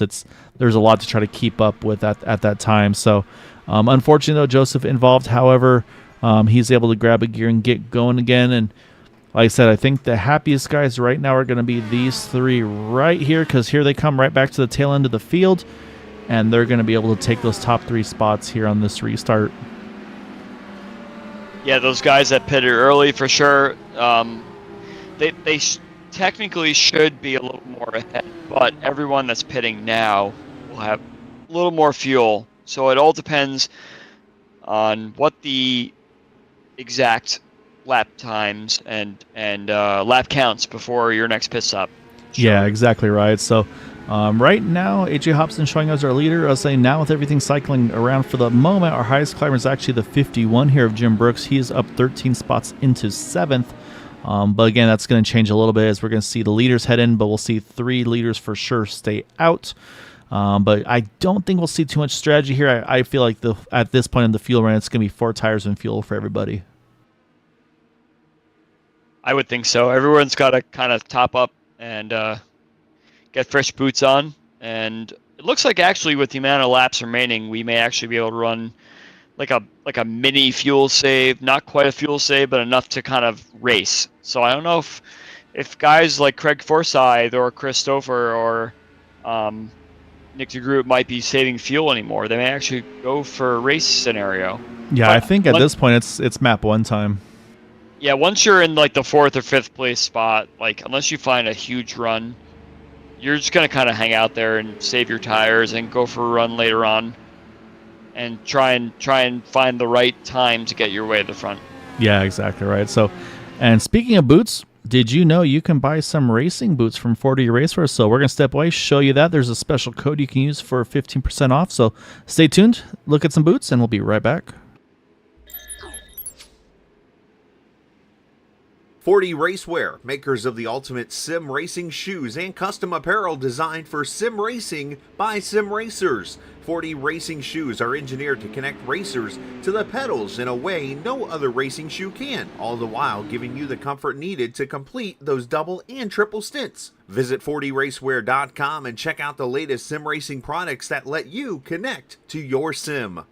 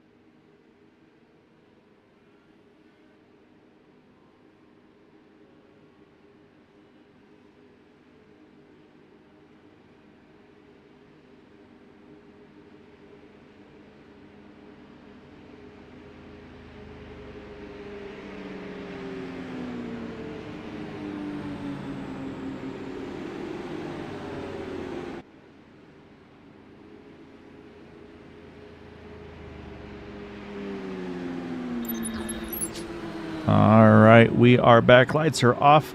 And yeah, I think at this point here, Andrew, I want to say we're probably full rich to the end here. I mean, I'd say maybe small question mark for like Edson, Nick, and Chris, but really I don't think so, because again, I was told going into it that even full rich, it was about 25, 26 laps. So I think with the caution, Edson Santos, he pitted at 49, so it was right on the edge, but I think this puts him in the window. DeGroot Stouffer at 52, and then everybody else here behind at 55. So I think now it's really maybe almost do you want to run this race backwards here and pit as soon as you're in your window if you can find a friend to jump in with, and maybe see if you can pull that same strategy and maybe get a little bit of luck like Edson, Nick, and Chris did this previous yellow. I think you're absolutely right. You got to work backwards from here. Just make sure you hit the lap that you want to pit. Find a friend, save some fuel. I wouldn't say that people are going to go full rich for like a pack race kind of scenario that we're in right now. I actually feel like people are going to try and save a little bit even more fuel because on your last pit stop, you're taking both tires and fuel. So if you could shave off even a half second in your box. Oh, contact in the back here, say, and big hits. Caution is going to come right back out here. And we've got a bunch of cars involved in this one here, unfortunately. I see Bill Cawley's one of those involved. I believe that, one more up in the wall there as well. I think that is Rick Sanchez is another. And, let's say Brad Adams got a piece. I'm watching this car here that's just trying to hang on. Oh, that's Andrew McMurray trying to hang on for dear life. And if there was any fuel concerns, it's definitely gone now. But let's go back here one more time. We saw it right around that back portion. So let's see if we can get a better look at it here. And again, I mean, you can see the gap coming up into it. And I think, again, actually, if you even look a little further up here, you can see the accordion around Jim Brooks. There's Eric Peterson, I think, got a little bit of a touch from behind from the 61. And then just from there, it just all stacks up there. You can see there's Michael Carrillo. Actually, really good moves by these two. Go way low to avoid the contact there. But unfortunately, a few of these guys not as lucky. And so I think it's possibly the second, maybe third accordion restart wreck we've had here. And it's just, again, I mean, we're also getting to the later portion of the race. Everybody's getting a little bit more amped up. And it's just, again, I've always had that concern with the single file restarts. It definitely seems to kind of lead to that, in my opinion. Yeah, I'm going to go back to the first race to the season jitters here. You're racing around a bunch of people that may not be used to the series, maybe kind of in the mid-pack and not really understanding where how to restart or trying to find the right gap to get into there. So I'm watching Andrew McMurray right now because he gave in finally. He was going for it. He said, I am going to make this car get to pit road if it's the last thing I do, and didn't quite get there, but it was definitely not for lack of effort, unfortunately. So now, though, again, nobody can make it to the end here, but if I'm in the back half of this field, I mean, I feel like Michael Mata, I think he has to pit. I think he probably has some front wing damage. Eric Peterson, I'm not. Oh, yeah, he's definitely missing his left front corner. Yeah, here comes Peterson. Honestly, I feel like this, even if you weren't damaged, this might be a good pit strategy here anyway, because like you said, saving any little bit of fuel you can, you're going to get a little bit more fuel in your tank here. And like I said, maybe shorten that final pit stop a little bit where, let's say you're a second behind. If you can cut a second off on your pit stop, maybe you merge right with the front guys. So I don't think this is kind of a race-ending situation here. So I like the idea here because, I mean, again, we'll see who gets out first. But, I mean, they're going to restart, looks like, 12th. And I got to give the shout-out right now of the race here. That's 21 car, Alan Morera. He has been involved in a couple of events. That car's been upside down. He's in 12th right here. He got through that one clean. He's been sticking it out. He's got a couple laps back. And he sits right now in the 12th position. I definitely commend him for just kind of persevering through and getting to a good spot here. Yeah, with his polka dot / whatever black and white squares he has going on, I'm going to get to the bottom of this before next race. Yeah, we're at the quiz. I'm going to say it might be one of those things where he's got some sort of top secret design. You know how the manufacturer, when they have a new design coming out, they don't want you to be able to take photographs of it.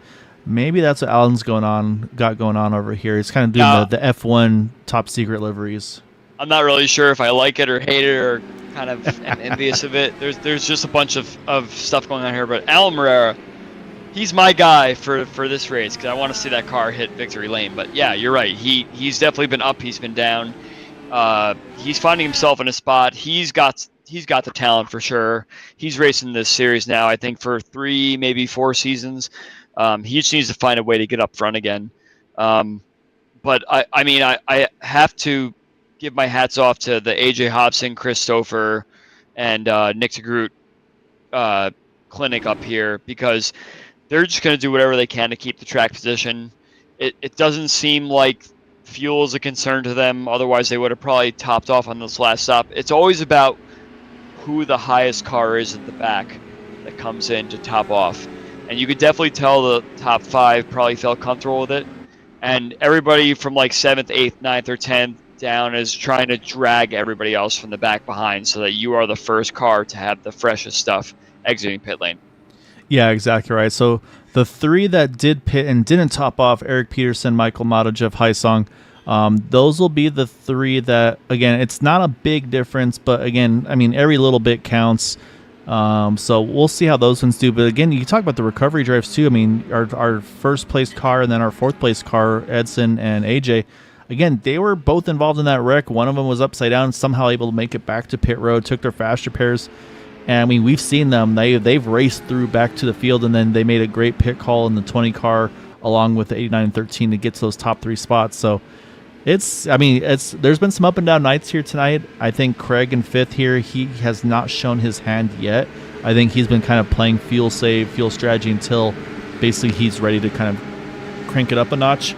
And then, Bruno Miranda, Charles Teed, they're going to find their way back up there before it's all said and done. So there are going to be so many cars in the top 3, though.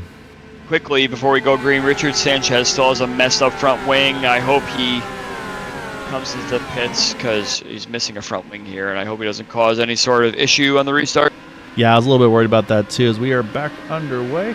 Hopefully get a better start here. Looks like, again, a little bit of his checkup. And, yeah, here he's heading into pit road now. But looks like everybody's through the the front stretch here nice and clean, as we're going to try to build up speed here. 39 to go. Again, we think 25 to go is about the magic number on fuel, so we'll see when these guys want to blink first in about 14 laps. I mean, it's not too far from that potential final stop. I think some of these guys are going to drag their friends in around 27 or 26 to go, just because they want to make sure that they have the right amount of fuel. I'm a little nervous about Hobson there. He got a pretty good touch to the wall there from what I saw there out of the tunnel turn, but looks like it's still driving all right, so we'll see if he's able to recover from that. But, yeah, that looked a little scary to me, and he's definitely lost some momentum here. I see 2 more heading to pit road, but I think those are non-lead lap cars, so right now the battle continues to be up front here. Yeah, this is definitely one of those tracks where you can kind of hit the wall square and everything be okay. I've hit the wall many times here and thought my car was done, but turns out everything was kind of okay. I think just the way the wall kind of sections itself off is pretty nice. You want to run as high as you can, so you hit the wall a lot when you try and do that. Yeah, so these, I feel like they're not as forgiving for me as I would like them to be. I mean, and nor should they be with being open wheels. But right now we've got about a 10-car breakaway here that are comfortably in the main pack. Unfortunately, Alan Marrero on back. I wonder if Alan's still lingering a little bit of damage. Again, he had to use his fast repair early, then had some more damage that he just kind of tried to see if he could work through. So car may not quite have the top end that he's hoping for, but again, still sticking with it. Now he's going to hop in behind Eric Peterson. That draft's going to come into play a lot for him right now too. But now up front, though, it seems to be Nick DeGroot, Christopher. Now they're going to kind of try to continue to lead the way here.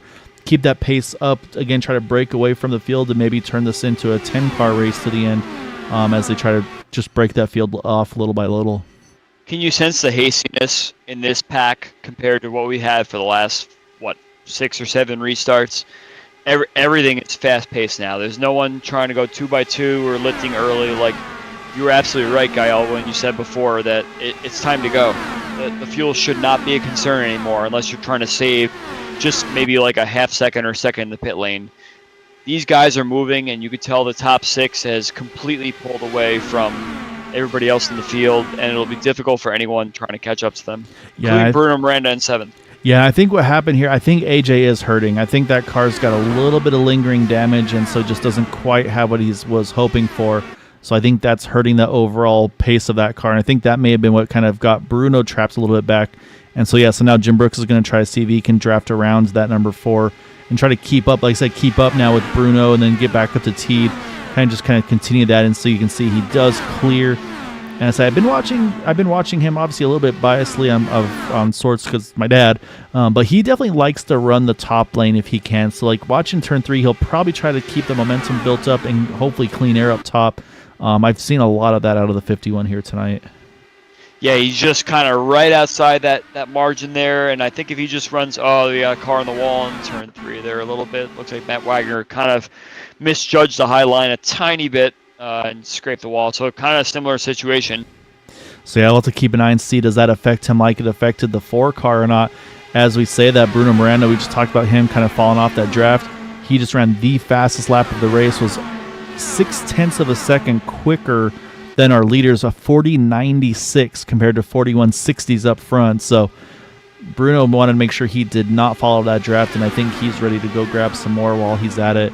And then Matt Wagner's trying to pull himself back in. Jim Brooks tugging along as well. Look at Dad go. Dad is finding his way. He's using Matt Wagner as a pick right in between the two groups here, and I think Matt Wagner is actually going to drag Jim Brooks up into the lead pack here, just organically by the fact that he's kind of a bridge in the middle. Exactly, going to say almost like a ladder pulling him back in and say Hobson is, I think Hobson is hurt, and so I think Herrick's going to have to be quick to try to see if he can sneak around as well, because like I said, the longer he gets trapped back there, he's just going to kind of lose that pack. So, but again, though, these laps taking off so quick, we're already down to 33 to go. So again, I think about 8 more laps, we're going to probably see some potential early stoppers.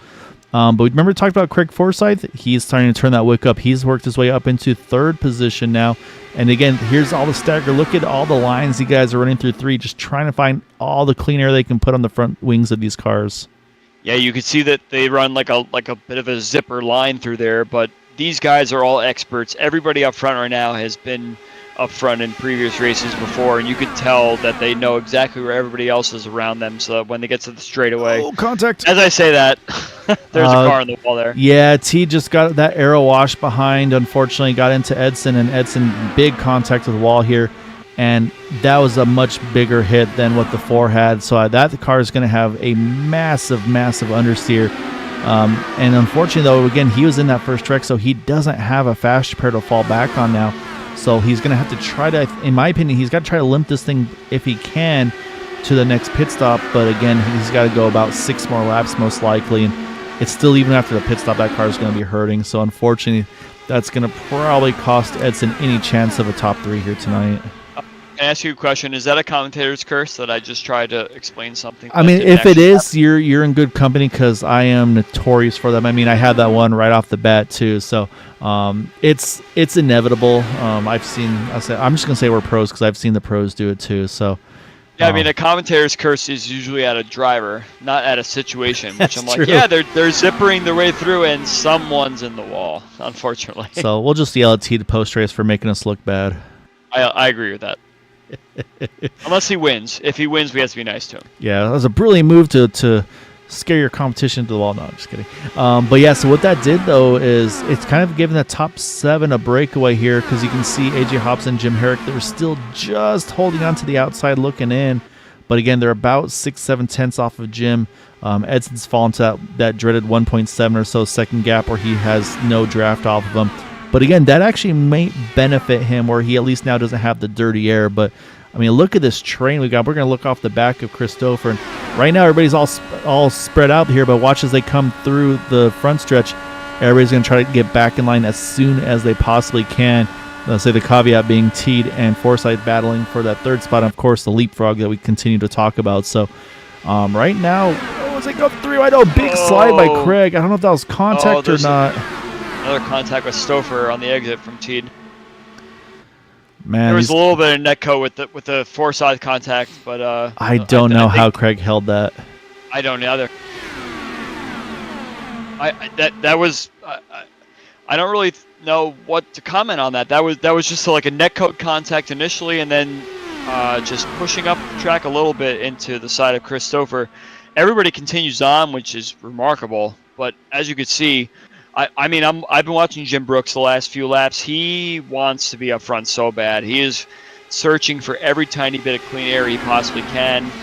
He can't run the high line too long, or else those front tires are going to wear off. But you can see he is all over the back of these cars, trying to make sure he finds his way up to the top 3 or 4 as fast as he possibly can. Yeah, He's hungry for something. That's a good move by Stouffer. Gets by DeGroot here into that tunnel turn. And again, we're 28 to go, so just a few more laps here. That window opens. Again, this is where you try to kind of figure out, okay, who's maybe on who's working with who in Discord, and maybe try to do some strategy. Because, I mean, I believe earlier I saw Matt Wagner and Jim Brooks together. And if that's the case, man, if I'm in their shoes, I'm saying, hey, when we get the window, let's pit together and let's do that tandem swap draft. I think that's our chance to try to see maybe we can break away from the field here because it's getting dicey. Oh, in the wall, yeah. We'll see if he's able to up. And then we got another car spinning on the bump down there. Bruno is wrecked. Oh, yeah, Bruno's pinned there. Okay. Well, that's going to change everything now because this is going to be a caution right in the window. And, yeah, that car is definitely in trouble here. He's going to try to get this thing looped back around. And I think it was like you talked about, I think it was just a couple cars all going for kind of similar real estate here. I think maybe we'll see if it kicked off around Jim or not. So we'll focus on the 51 initially because Bruno is right behind him. He's right, and Jim's right next to Craig here. You see Jim to the outside. Oh, contact between he and Craig. That gets Jim up into the outside wall out of one. And then we'll watch for Bruno. And, he reacts. He gets down low. Yeah, there's a semi landmine bump. He's doing some off-roading. That you can't avoid that. That's the same thing when you're coming out of the pits from your pit stop. If you don't jump over on the right side there, you'll hit this bump and you'll go for some wild ride on the exit of pit out. So unfortunately, it looks like Bruno was trying to avoid an incident, and then he just touched the quote unquote bump in the track, hole in the track. All right, which is not acceptable. I was saying we're going to go back because we're going to watch that from the chat's favorite driver, and that is going to be Mr. Mata. Watch this from his roll bar. We're going to put this at speed because watch the squeeze job he has to do here to try to get between Bruno and the wall. I mean, that is as close it's not getting any closer than that, yeah. And there was nowhere he could go. There was cars on his left, so he was kind of committed there, and it's like, well, I hope I make it, and hats off to him. He got through that, so well done there, Michael. And then also, I mean, I think this is a good break for Jim Brooks. I'd say he probably needs to take that fast repair as well because that was some pretty significant contact, I feel like. AJ Hobson, I think, as well. This might be a good break for him, but all right. There's quite a few people who need a fast repair right now. After, hopefully they have them. Some close quarters. All right, so do you do fuel only here, or do you take tires to the end? You absolutely take tires to the end. Tires are not as much of a big deal here, but if your opponents are on fresh tires, you want to also be on fresh tires. And I think I've seen every car bounce up, so I think you are spot on there. Looks like Mr. Stouffer's going to win the race out of pit road. And then Nick DeGroot's going to jump out second. Charles Teed in third. And remember we said everybody's going to take tires? Not somebody. Mr. Mata jumping to fifth place with that strategy. Wanting to get some track position back here. He gained about 2 seconds on pit road doing that. So he's going to do a slight gamble here to try to get some of that track position back. So he's going to wind up now in the top 5. Matt Wagner, a lengthy pit stop, though, here. He had about a 14.7 second stop. So that, to me, says front wing damage to the 6 car.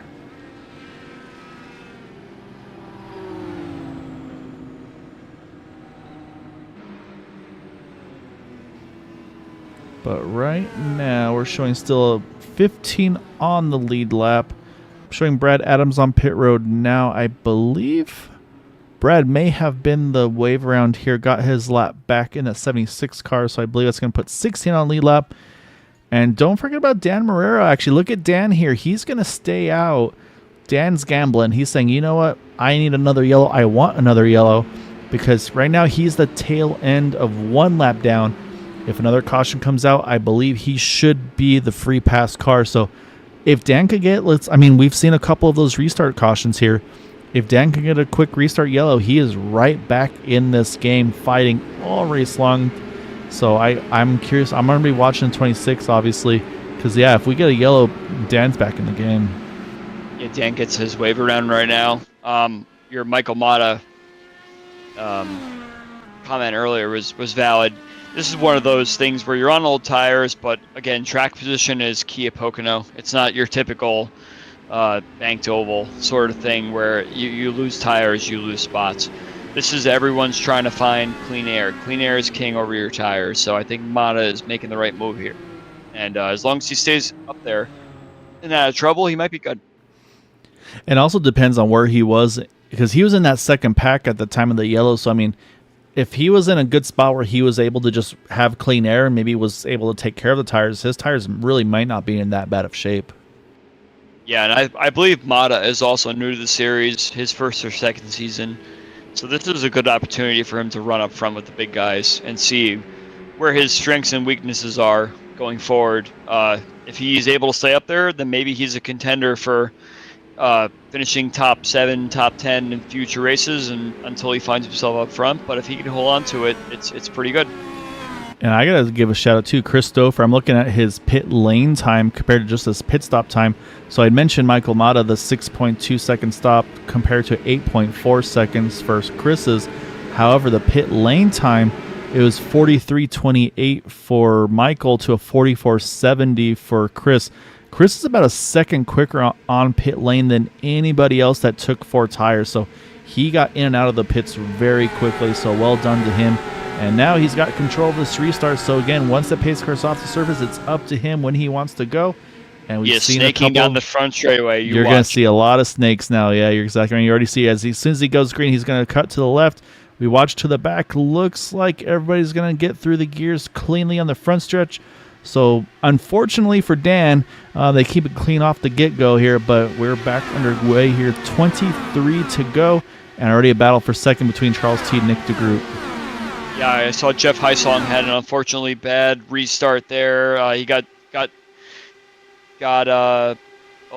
swamped by quite a few cars. I just started on voice chat, just voice his displeasure on the fact that he was somehow passed by a bunch of cars here. So we're on Jeff Heisong to pick it back up. He's running P9 right now, so he's passed by quite a few cars, but unfortunately he's going to be going backwards. Yeah, so you never want to lose them right off the bat because you know it's just going to get so much more difficult as the race goes on. So as everybody starts to spread out that little bit, and you kind of get, again, you get that draft train, if you will. So again, right now, based on the way they're running, we've seen the top 2. They were able to really leapfrog and keep the pace of this race up. We'll have to wait and see now, in this case, Charles Teed, can he kind of try to spoil the party there in that 3rd spot? But right now, like I said, a bit of a breakaway here for those top, it looks like 8 cars to Jim Brooks. Eric Peterson's trying to close that gap, and he's saying it's just a couple, maybe about a half a second from him to each guy. And then again, Bruno Miranda, defending champion, he got his fast pair. He's right back in it. He sits 11th. I don't think he's going to end 11th. I think he's going to be going after it here as Eric Peterson and Jim Brooks side by side here for the 8th position. Yeah, it looks like Jim Brooks got hung out to dry a little bit with AJ Hobson taking the high line, so Eric Peterson had a mega run coming out of turn 3. Unfortunately, he couldn't do much with it because they all seem to be falling back into the positions that they were before. Matt Ryder's making a move on Eric Peterson right now. I think he'll get the move clear by exit of turn 2. Or, no, it looks Peterson. like Bruno Miranda is going to take advantage of that. Yeah, saying that momentum shift, just like you talked about. I think for Jim, too, he's going to have to try to get that momentum on the 4 car. Again, AJ Hobson, he had a little bit of lingering damage from earlier contact. Again, he didn't have a fast pair remaining, so that car is still probably not as top-end friendly as he'd like it to be. Through the middle, almost went for the lead there. Looks like Nick DeGroot got it, but Charles Teed is lingering in the shadows, but Stouffer's going to have the run with Nick DeGroot going down the back straightaway. Now watch for Teed. Teed's going to try to get 2 for 1 through the tunnel turn. And he's going to get it, but here comes the momentum back. Nope, he's going to hang on to it, but look at Stouffer. He's going to cut right back to the bottom. Oh, these guys are leaving inches right now. Yeah, got to watch out for Jim Brooks. Keeps running that high line, but he's going to wear his tires out if he rushes into these corners. AJ Hobson looks like his car is fine from whatever incident he had before. And you can also give a shout out to Michael Mata with those old tires still hanging steady in the top 5. Yeah, he's fighting right now with Craig Forsyth, Jim Herrick, 2 of the 40 Raceway cars. Just gave enough room for Jim to the outside. That was so close. But he gave just enough room. Again, I mean, you want to give yourself every little inch you can, and so he gave Jim Herrick just enough room, but Jim had to be perfect on that car. And there he goes. Look at Michael. He's going to try to squeeze to the top of Jim now. Going to try to roll the outside here through 3. Top 11 cars, all separated by about a second and a half or so. I don't know if this is going to go green for the rest of the way because everybody is being very aggressive and shutting doors where there's very, very small gaps. So hopefully these guys can sort it out, find a way to strategize, get yourself up front, and be obviously courteous to your teammates. Because again, this is the season opener where people really want to make a stand and show that they are here for the championship. Oh yeah, no, exactly right. I say I think there is going to be at least one drop week. Not sure if it's 1 or 2 drop weeks. So say if you have a bad race, it will get knocked off. But at the same time, you're right though. It's still almost kind of just one of those like, hey, I'm here. You're going to deal with me. But I mean, look at this fight for the lead. Look at Nick DeGroot. He was going to try to go from the top to the middle to the bottom as we go 3 wide here through the front stretch here. And right now they're all pretty side. Okay, now Nick clears like top to the or bottom to the top to get that entry. And again, everybody just trying to stagger to make sure they got some room for clean air here. Yeah, I don't know what to think of this top 3 right now because all 3 of them have their own strengths and weaknesses, I feel. And I think they all kind of align in the same way, obviously. Big hit for Jim Brooks through the tunnel turn. The caution is back out. And, that's a brutal hit. I'm guessing contact there, not sure where. And that car is pinned here. He's trying to get it rolling and go. Oh, actually, he's got a gear now. He's going. So maybe a fast repair still in store, but that car does not want to steer. But let's see what happened here to Jim Brooks. Because he was right around A.J. Hobson, Craig Forsyth. And I'm not sure who else was in that mix. Let's take a better look at it here. He's to the outside of Hobson entering the tunnel turn. Oh, a little bit of a connection issue there initially. Let's see. This looks like a checkup situation. Oh, yeah, a little stack up. And, yeah, I think Hobson... Well, actually... That's a very bizarre... Very bizarre netcode delay contact. It looks like a touch, and then the spin came afterward. I don't think I've seen that happen much. Spun the wrong way too. So you see there, and then the car brakes to the. That's a very odd. And again, he did have a little bit of a netcode disconnect for a split second there. So maybe it was trying to get it resettled. Sorts. Yeah, delay, and just wasn't able to. So that's unfortunate. I was saying it doesn't look like there's anything blatantly mistakes or anything like that. But it looks like the 51 may have officially retired from the events because I don't see him on track at the moment.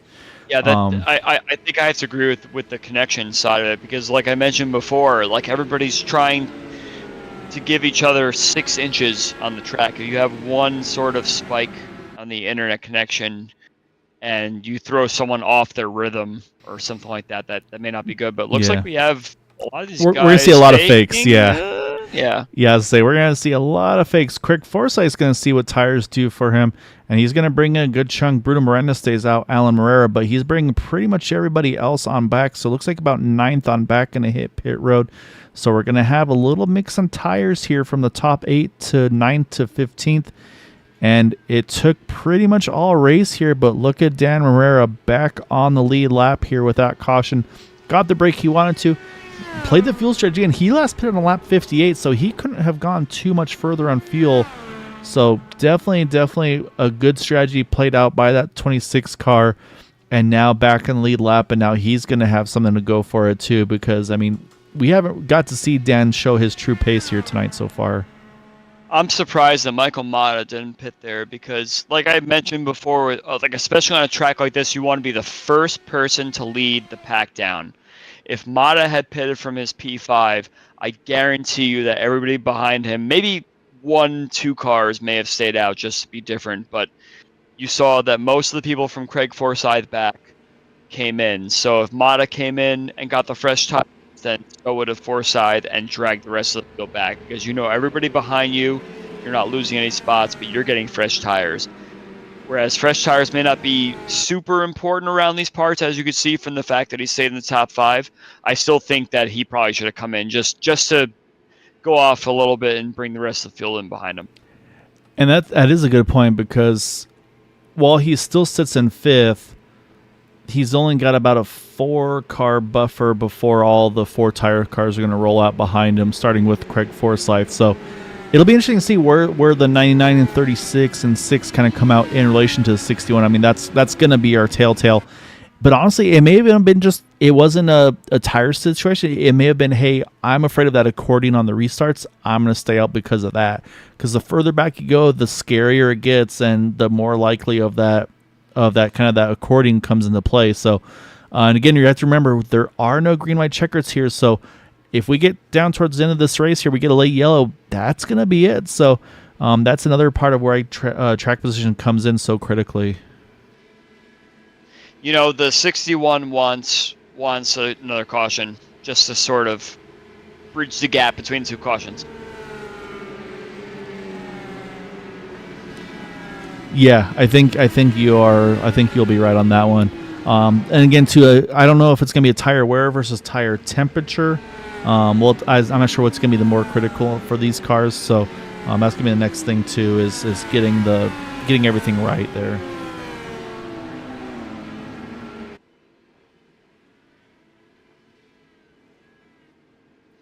So who do you call as the winner right now? 13 laps to go. Who we got?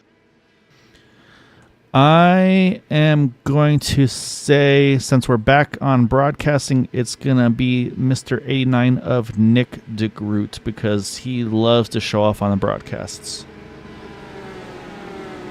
I have a guess for you. Who do you got? I'm thinking you're going with the 13 of Christopher. I am going with number 13, Christopher. Pocono is his track.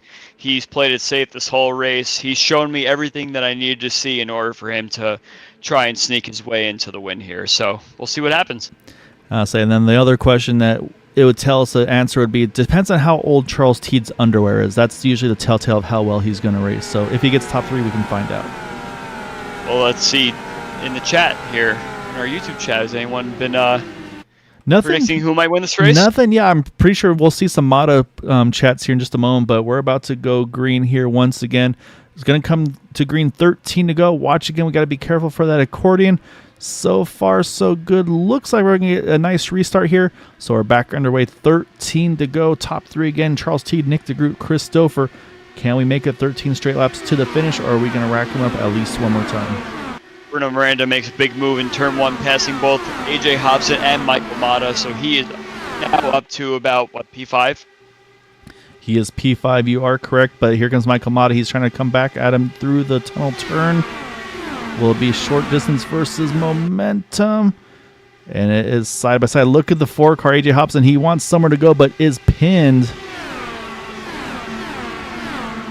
Back up front, Teed is really trying to show his muscle up front here. Race number 1 of the season. He wants to be up front. He makes a big move into turn 3. Here comes Christopher. 3 wide down into turn 1. I think he's going to have the run at the exit of turn 1. And Nick DeGroot's just trying to find a way to slide in there. Yeah, Chris back to the front, but again, Charles, yeah, there you go. Oh, actually, I think a little bit of contact there as quick. I saw a little puff of smoke as that lane change happened. And, just for a second there, thought about going 3 through the tunnel. Charles stays in line. Now cuts underneath. He's going to try to do that crossover here as well. And we're getting defensive, but there's a very light blue car creeping into the mix here. That's those fresh tires. Craig Forsyth, he's about to hit the top 5 here, just a couple laps in. So Craig is putting those tires to good use. I think Michael Mata top 10 here would be a great start to the season for him, being a new driver to the series and everything. He has a lot of fans here who want to see his car racing up front. He's racing up front. I think he's going to have a nice top 10 finish here as long as he keeps it nice and steady. Yeah, Alan Murray got a bit of a wall there out of turn number 1. That slowed down Matt Wagner. Had to back off to get in line there. So unfortunately, Matt hasn't been able to make the progress that Craig has. Eric Peterson's done a really good job. Craig again jumping down low here. I think he's going to try to go for the 5th position here. And here comes the Bruno Miranda, defending champion. He's right back into the mix in 3rd. Man, it's getting there. And here's Craig. He's going to go middle 3 wide between Jim Herrick and Michael Mata. Now Michael's going to duck to the outside. These guys are getting dicey. I think at this point, it's lap 91. You're already trying to predict what you're going to do on lap 99, 100, how you're going to get to the front here, because these cars are on every single lane of every part of the racetrack trying to get the lead. I definitely would have predicted a little more calm here, and I'm worried that we might have one more caution because these guys are everywhere. It is very exciting right now. There's a lot of movement going on around the track, and that's the thing, like you said, with oh my goodness, I don't know how the one in the 99 didn't make contact there, but it cost them both momentum. Look at Jim Herrick. He's going to try to get 2 for 1 here down the front stretch. I think he's going to get them both. He will. Great move by Jim Herrick now jumping to 4th. I'm so worried about a lot of these guys around the 8th, 9th, 10th position just not predicting dirty air at all. They're just driving head first into the corner, hoping that dirty or clean air appears, and I just don't see it happening. So I hope these guys can get it sorted and try and figure out how they can strategically get a couple more positions, get up front, because these guys are going for it right now. I don't know if there's any strategy right now. I think it's just get what you can and see where it shakes out, because as they look at Chris. He's going to go all the way to the apron, try to slow that draft down. Nick DeGroot's going to go low. As soon as Nick goes low, Chris is going to go straight to the outside, try to get that entry again, get the momentum built up. And then there's Teed. He gets the arrow wash. He drifts up. Chris is going to cut back underneath him. Man, these guys. Oh, there's the contact. Wow, they managed to somehow get away with that. Goodness. But let's get into turn 2 before we say that. I think everybody is clear for the... Yep, everyone has made it out. I just wanted to give special shout-outs to guys like Eric Peterson and Jeff Hysong. These guys that have had such hard luck in this series. They are running in this mix right now. They are running in this pack. And I hope that they get good finishes for them going forward, especially this season. Man, I remember talking about Bruno Miranda having that little momentum loss there. Now he's up to the high side here in 3rd, trying to get 2nd or even 1st here. Craig Forsyth's right there. Matt Wagner's found his way into the mix. Eric Peterson, you mentioned right there. You talked about Michael Motto hoping for a top 10 as he's got his eyes on a top 5 or a podium. He got right back into the mix there. And then I have a feeling just Teed's probably grabbing a breath here and getting back after it here. I expect to see him back here shortly as well. But also Dan Morera back in the top 10. Just got his lap back. Look at the diving these guys are doing. We got 6 to go. Yeah, I think Charles T might have had a moment because he is dropping outside the top 10 now, so he might have tagged the wall somewhere. But my key to win this race is you have to have the right amount of draft going into turn 2 and then find a way to get... Oh, yep, Eric Peterson just had some contact there. I think it was Peterson and Herrick, I want to say. Yep. Yeah, Peterson just got a touch of dirty air. As I was mentioning, these guys have to really measure their amount of... I think Peterson's losing Peterson's it now. around, yeah. I think the damage was more than he realized. He is around. Caution is out. But I think it's going to be just that solo there. So unfortunately for Peterson, that you mentioned the bad luck, it looks like it's going to continue. But that wreck kind of happened out of turn number 1. So we're going to back it up a little further. I went a little too far, but that's all right.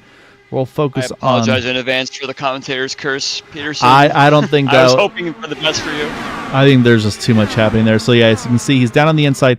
He's got all that dirty air from the back of the 61 car, and that just washes him right into the path of the 40. And you can see he's almost got it, and there's the contact there. They both make some contact, and I think just what happened there was, I think at that point then Peterson had more damage than he probably realized.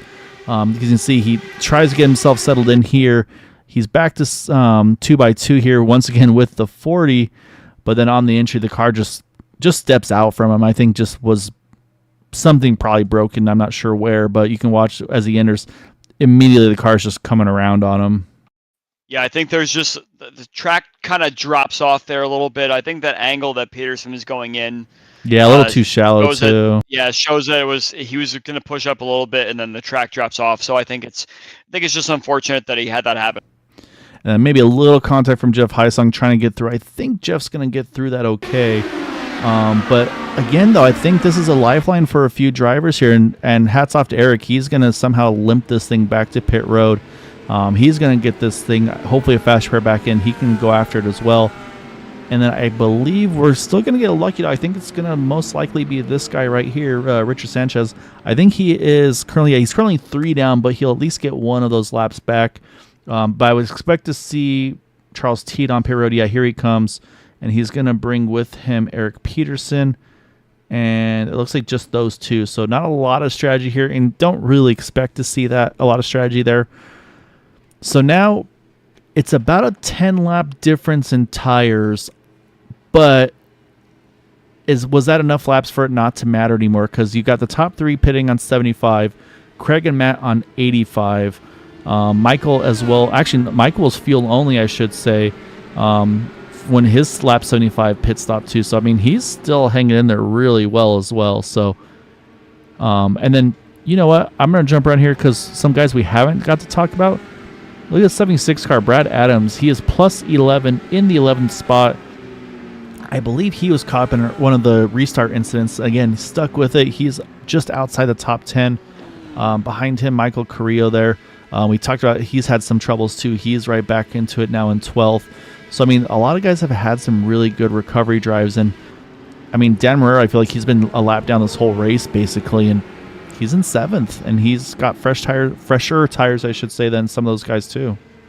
Yeah, look at Dan Marrero to make up a couple spots where he can, especially Michael Mata right ahead of him that is on older tires. I think he should dispose of him pretty fast. I think some of these guys up front that are on the older tires, they'll hold on. It's going to be a big fight to the finish. I just hope we can see a green flag run to the end. Yeah, I think that's the hope here is we're going to have to just hope for it to go green to the end because basically at this point, next caution is going to end this race. So. And that's going to that's just going to ramp things up even more now because it's not okay, I'm going to set myself up for coming out of turn 3 or coming out of 2 or whatever it may be. It's, I need to be in front as much as I possibly can. So I think we're going to see even bigger moves from these guys because the lights are going to go off here. And while the IndyCars don't have a green-white checkered, we will get an unofficial green-white checkered finish here on Green-White Checkered TV. Because we're going to restart this thing with 2 to go. And so the way technically it works is we're going to restart this thing with 2 to go. If there is a yellow between then and the white flag, the race will be frozen. That will be our finish. However, if they can get to the white flag at that point, it is on to the finish. iRacing does not throw a caution after the white is thrown. So at that point, it's going to be probably a no-holds-barred run to the finish here. So right now, your guy's first. My guy that we talked about is third. We got some fresh tires there in 4th and 5th. So this is going to be interesting here. These guys are going to be going for it all. And, I mean, watch for Teed and Peterson. They got their fresh tires. They got their fast repair. I think they're going to kind of just be going for everything they can here in these 2 laps. Yeah, we got to make sure we have a nice, clean restart. Everyone gets through it. There won't be a caution on the first lap, but let's see what happens on the final lap. I'm watching Bruno Miranda, too, because he is the reigning champion in P2 right now. He is going to possibly upset here, but I think Chris Stouffer is going to snake real hard on the restart. So I imagine him going early and trying to hold the position. I think the opposite. I think Stouffer's going to go late, try to get them to do that stack up and have a quick yellow here. Again, you don't want that, but at the same time, I mean, there's strategy to how you want to restart these races. And I think if Stouffer goes later, everybody behind him is going to get a little more antsy, and they might stack each other up here. So if I want this, I mean, of course you want to finish under green and beat him heads up, but I mean, if you're Stouffer here, if you go late here, that gives a really potential chance of that stack up. So we'll see. Pace car's about to make that sharp left. Stouffer has control from here. Hopefully everybody minds their P's and Q's and we get a great race to the finish waiting for him to go. And he is down and away. Looks like it was a later start. Look at all the jumbling around. I already see a wing flying, but everybody stays pointed in the right direction. I think we are clean and green. 2 to go here. Look at that restart from Stouffer. He has at least 5-6 car gap to Bruno Miranda, but that's just going to mean he sucks right up to Stouffer coming through turn 1. They snake big time down there. Nick DeGroot's ready to pounce on Bruno Miranda. And look at Matt Wagner. He's going to try to go 3 wide through the tunnel turn. It is going to stick for third. Craig Forsythe's hanging on. There's Stouffer. He's going to jump to the top side. Nick DeGroot has the inside through 3. He will clear, and now they're going to have to snake through here, the front stretch. Can they get to the white here? And one way down to the infield is Jim Herrick, but no caution. We are official here. So 1 to go here at this point. There are no yellows. They just got to get to the finish. Looks like Stouffer takes the lead in turn 1. He's going to immediately jump to the low side to break the draft, I imagine. Yes, he breaks down, try and hold Nick's route Oh low. my goodness. Nick was almost on the apron there. We saw how badly that went earlier. Look at the Bruno Miranda trying to follow through. Will Stouffer have room to get to the outside? Oh, actually, Nick's going to protect the inside. Stouffer's going to take the outside. Now we're going to have to drag through 3 and down the front stretch to the line. Yeah, there's a big stack up. There's a wreck there for third place. It looks like Matt Wagner gets air into the pit lane, but Nick DeGroot, yeah, he was able to break the draft out of turn number 3. He's going to hang on and get the win. Christopher going to grab second. Craig Forsyth in third. But let's go back and see. We had 2 incidents, unfortunately. One's coming to the white and one right there out of 4. And one of those was Jim Herrick's. Well, as I think Jim Herrick entered pit road at about 200 miles an hour. So this is coming to the white here. I'm going to guess it's contact with Jim Herrick and the 21 of Alan Morera. And you can see you have just a little bit of side-to-side contact. And at this point, Jim's just along for the ride. And that's a pretty fast pit entry there. And unfortunately, also going to be missing some suspension pieces there as well, unfortunately. So yeah, I find that kind of a strange incident as well, because it looks like he could have saved that and maybe just kind of gone low and just tried to hang on to it. But yeah, I mean, coming to that white flag, you saw all sorts of drivers trying to find any piece of track that they possibly could go into. So then we'll watch here coming out of turn number 3. And again, I mean, everybody was going for everything. I think we need to focus. Yeah, it actually looks like it's Bruno Miranda. I think he catches that dirty air off of the 2 in front of him. That washes him up into the side of that number 61, I believe. Oh, actually, almost looks like contact with he and Craig even. And then, yeah, just these guys are all just trying to find a way through. And, oh, my goodness, look at the 1 and the 6 car getting some serious air there. And then, oh my goodness, in the background too. I mean, there's cars flipping everywhere. In the foreground, you see the win, but man, behind there, we still got cars flipping in the background here.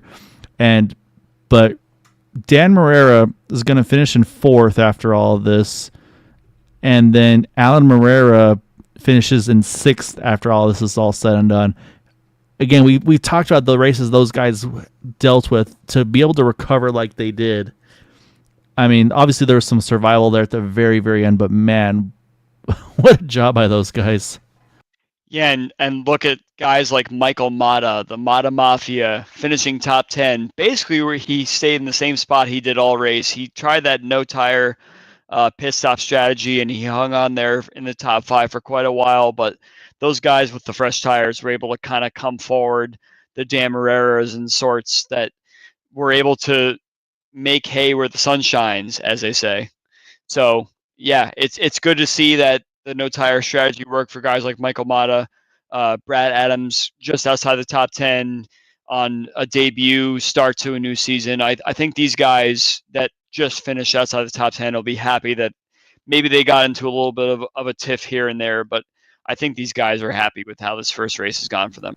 Yeah, I'm saying we're going to find out from these drivers here. So we're going to kick it off with our 3rd place finisher. That is going to be the number 99 of Craig Forsyth. So we're going to drag Craig on in over here. And Craig, it was a wild one tonight. Obviously, new season, back in the broadcast.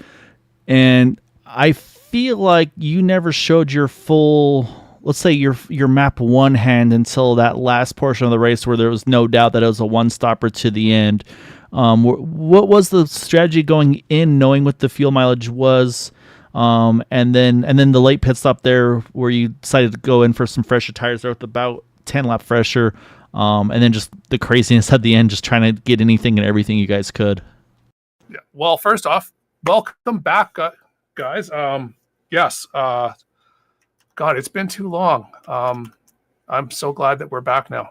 So, the whole first half, it was just I was sitting back trying to see where we're going to get a long run.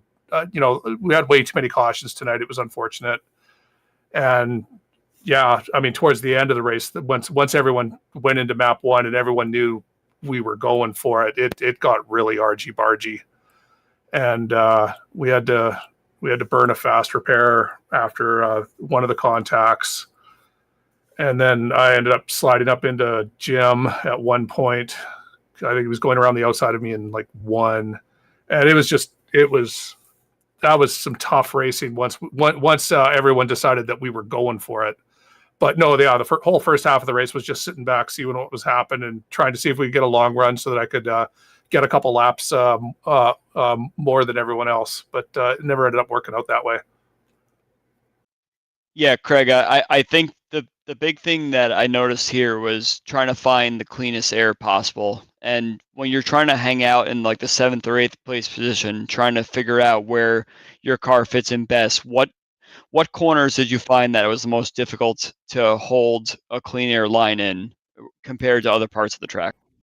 It was turn 3. I mean, turn 3 on the outside line was OP as long as someone would give you the outside line.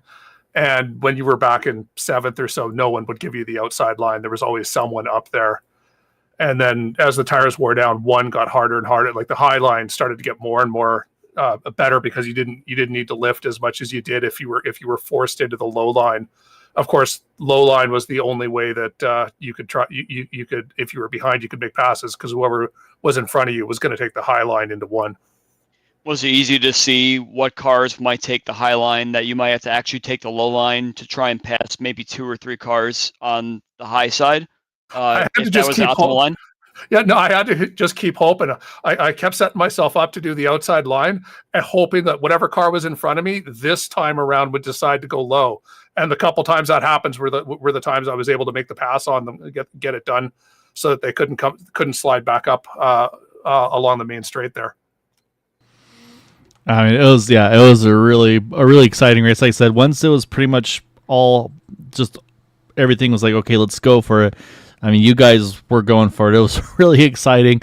So I mean, I was nervous, but I had a giant smile on my face the whole time watching guys just kind of zigzag lanes and kind of jump each other. And it was, yeah, I mean, it's what I remember seeing. Like I said, it's a new season, maybe a few more yells than what everybody was hoping for. But I mean, you guys were put on some really, really good racing there at the end there, Craig. So we were going 3 wide into 2 at points. No, it was one of the admins too. I'll have to have a chat with him about that. But no, that was an amazing race, Craig. Like I said, you were able to make the right calls and get the track positions there at the end. But it's been a while since we got to do this, but we got to give you the floor for any thanks and shouts for that podium here tonight, sir. Well, I mean, before I do, I got to give Bruno credit because Bruno had 3rd place there. Whatever happened, me and Michael both watched at the end, and I touched Bruno's rear tire, and somehow that made Netcode decide that Michael's car was going all over. It wiped them both out, and neither of them deserved that. So that was unfortunate, and I shouldn't be here. It should be Bruno doing this talk. But yeah, no, it's good to be back. Thank you guys for sticking with us. And I mean, the dark days of Area 51 in the no broadcast.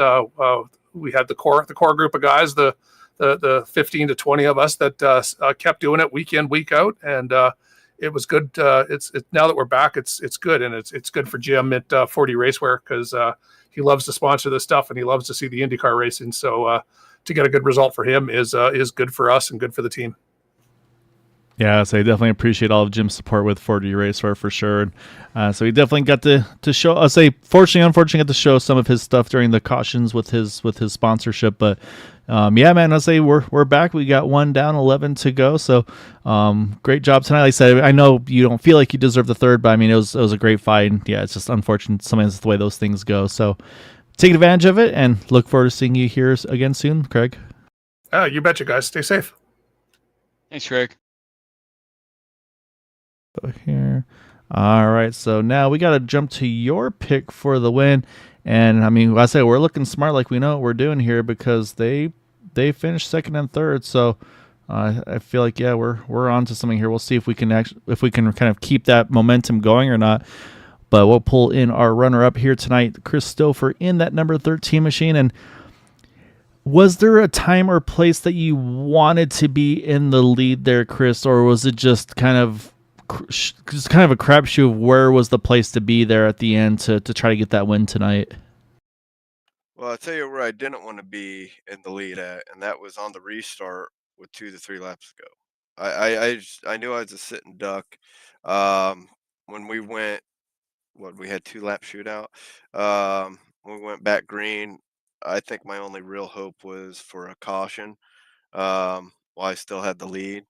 Um, my hat's off to Nick. I mean, I did not think he would go all the way down to the apron to get by me there, but once he made the move and he went and committed down there, I gave him the room because me and him raced for years, and I'm not dirty. I'm not going to pinch him down there and wreck both of us, ruin our races and all that. I'll take second and tried everything I could to get back by him, but only had a half a lap to do it, and not much I could do there.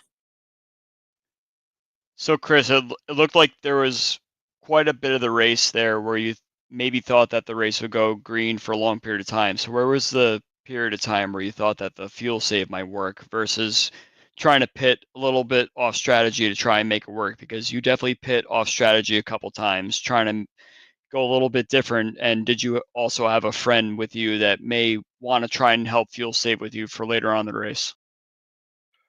Yeah, Dan came in with me that first time I came in off sequence, and I did that just because the we had like a couple quick cautions in a row at that point, and that first one when everybody came in, that was we could save from that point and be good on fuel. And then, after we got another caution, I was looking at the laps. I was like, you know what?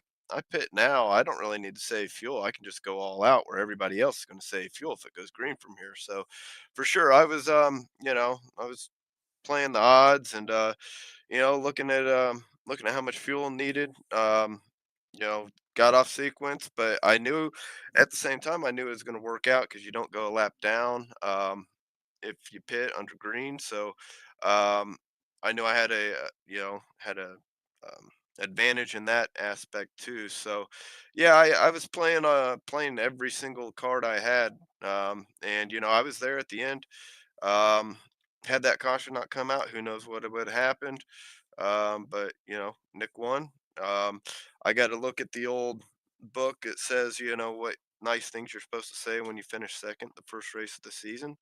Um, it says things like, it's first race of the season. It's a long season, so it's good to get second place. Led laps and all that good stuff. No, it's fun race. It's good being out here with everyone again, and I'm glad. Of course, we're broadcasted again. That's always fun too. Did you ever feel like because you say it's the first race of the season and there's just a bunch of unknown names sitting around here, that when you fall back to like the 10th, 11th, 12th place area and you're kind of relying on Dan to help you with the fuel save, did you ever wonder, will he get through the same amount of cars as me? Will he be able to stick with me just in case that green flag stop or that green flag run that never actually happened played out, that he would actually be there to help you? Or did you feel like you were kind of stuck in the mid pack, whereas the guys up front may be able to pull out ahead of you? Well, to go back, think about that. To be honest, I told him. He said before we went green, he's like, "You just you go, and I'll try to follow." I said, "Yeah, I'll try to make a way." And my what I was trying to do is just try to get back up front as quick as I could because I knew I had an advantage on him at that point.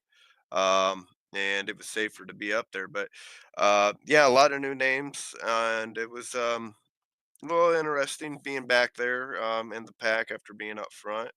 You kind of got to keep your head on a swivel. I'm sure they're saying the same thing about me barreling through there, but it's racing. Sometimes you take gambles and they pay off, and the fuel gamble, it paid off. Just didn't come away with the win in the end. Yeah, it was a really good strategy. Like I said, just didn't quite pan out the way you're hoping to.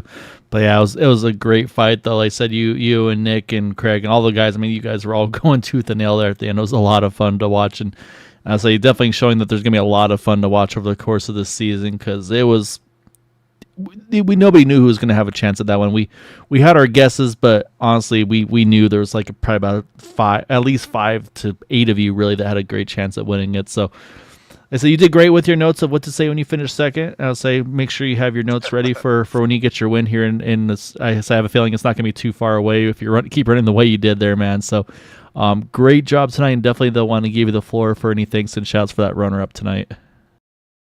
Well, shout out to you guys up here in the booth, and Andrew. I love you, man. Always talk to Andrew a lot. No, 40 Racewear for sponsoring me. Make sure to go to 40racewear.com for all your sim related needs. Area 51 Racing.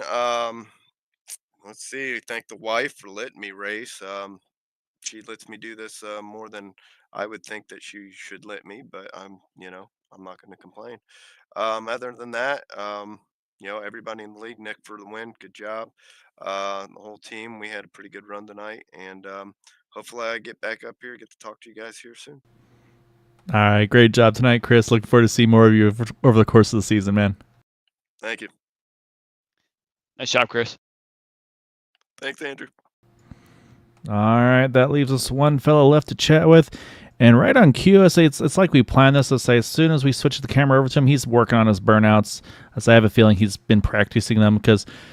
All right, Nick, you knew broadcasting was coming back. That all important green light came out from the powers that be.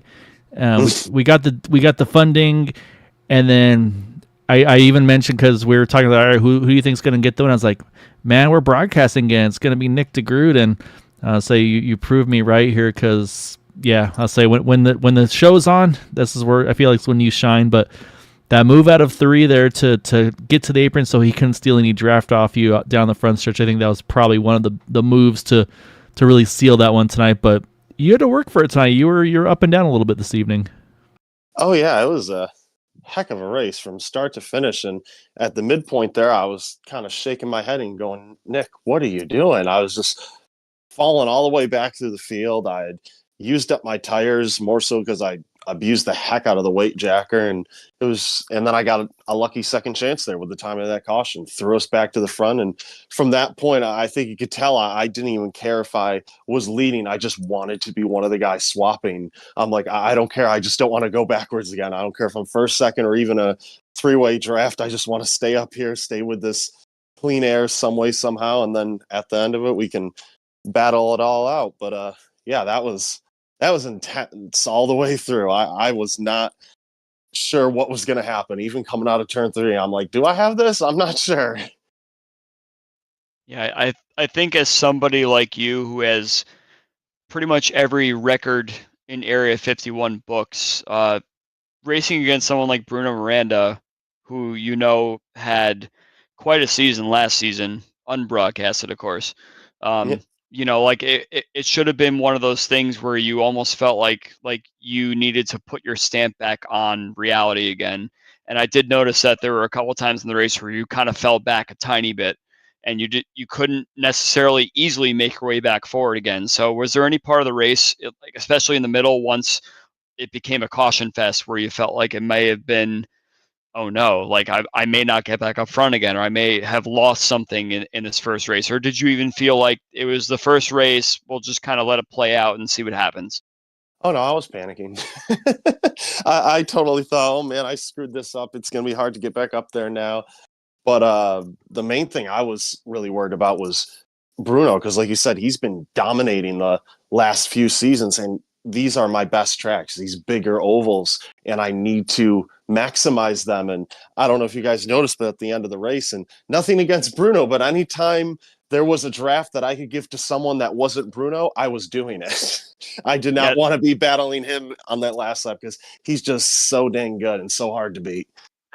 That's the main reason for the question, because I definitely noticed that, especially in the dicier parts of the end of the race, it seemed like, especially when people were going kind of like 2, maybe 3 wide and into turn 3, trying to get that run down the front straightaway, it seemed like you and him were kind of close and giving each other just that tiny little bit of advantage, but just enough where the other driver gets the advantage on the straightaway. Yeah. So it almost seemed like you were trying to stamp your authority a tiny bit, but you were a little, you had some trepidation towards it. Yeah, a little bit. I also noticed, why he's won all these races and these championships, because there was a moment there when he was put in the middle 3 wide and he had no problem whatsoever just lifting out of it. And a lap later, boom, he's right back up there because he knows how to finish these races. And he just got a little unlucky there on the final lap with what happened there out of turn 3. But man, during that final caution, I was sitting there behind Bruno, and I was so mad that the caution came out when it did, because I'm like, I'm going to have to restart behind Bruno. I wanted to be the guy in second. He's going to pass Chris, and then good luck passing Bruno. And it just thankfully worked out for us the way it all went down. Well, I'd say it was a really, really good race, like you said, and you guys were putting on a hell of a show there at the end. And yeah, so I don't know if you're rusty or not, but it's time to give you the floor, and you got any thanks and shouts for your win here tonight at Pocono. First of all, thank you for Matt for quickly clarifying at the end of that caution period if we could go to that dangerous bumpy area down the back stretch, because I was curious about that. Wasn't sure if I was going to use it, and ended up having to dip the left sides under it when I passed Chris in the final lap. And oh man, that was rough. I'm glad I didn't have to put all four under, because I don't think the car would have survived that. But that phantom bump that I mentioned in the broadcast, which Gael didn't know about. It found at least one guy tonight.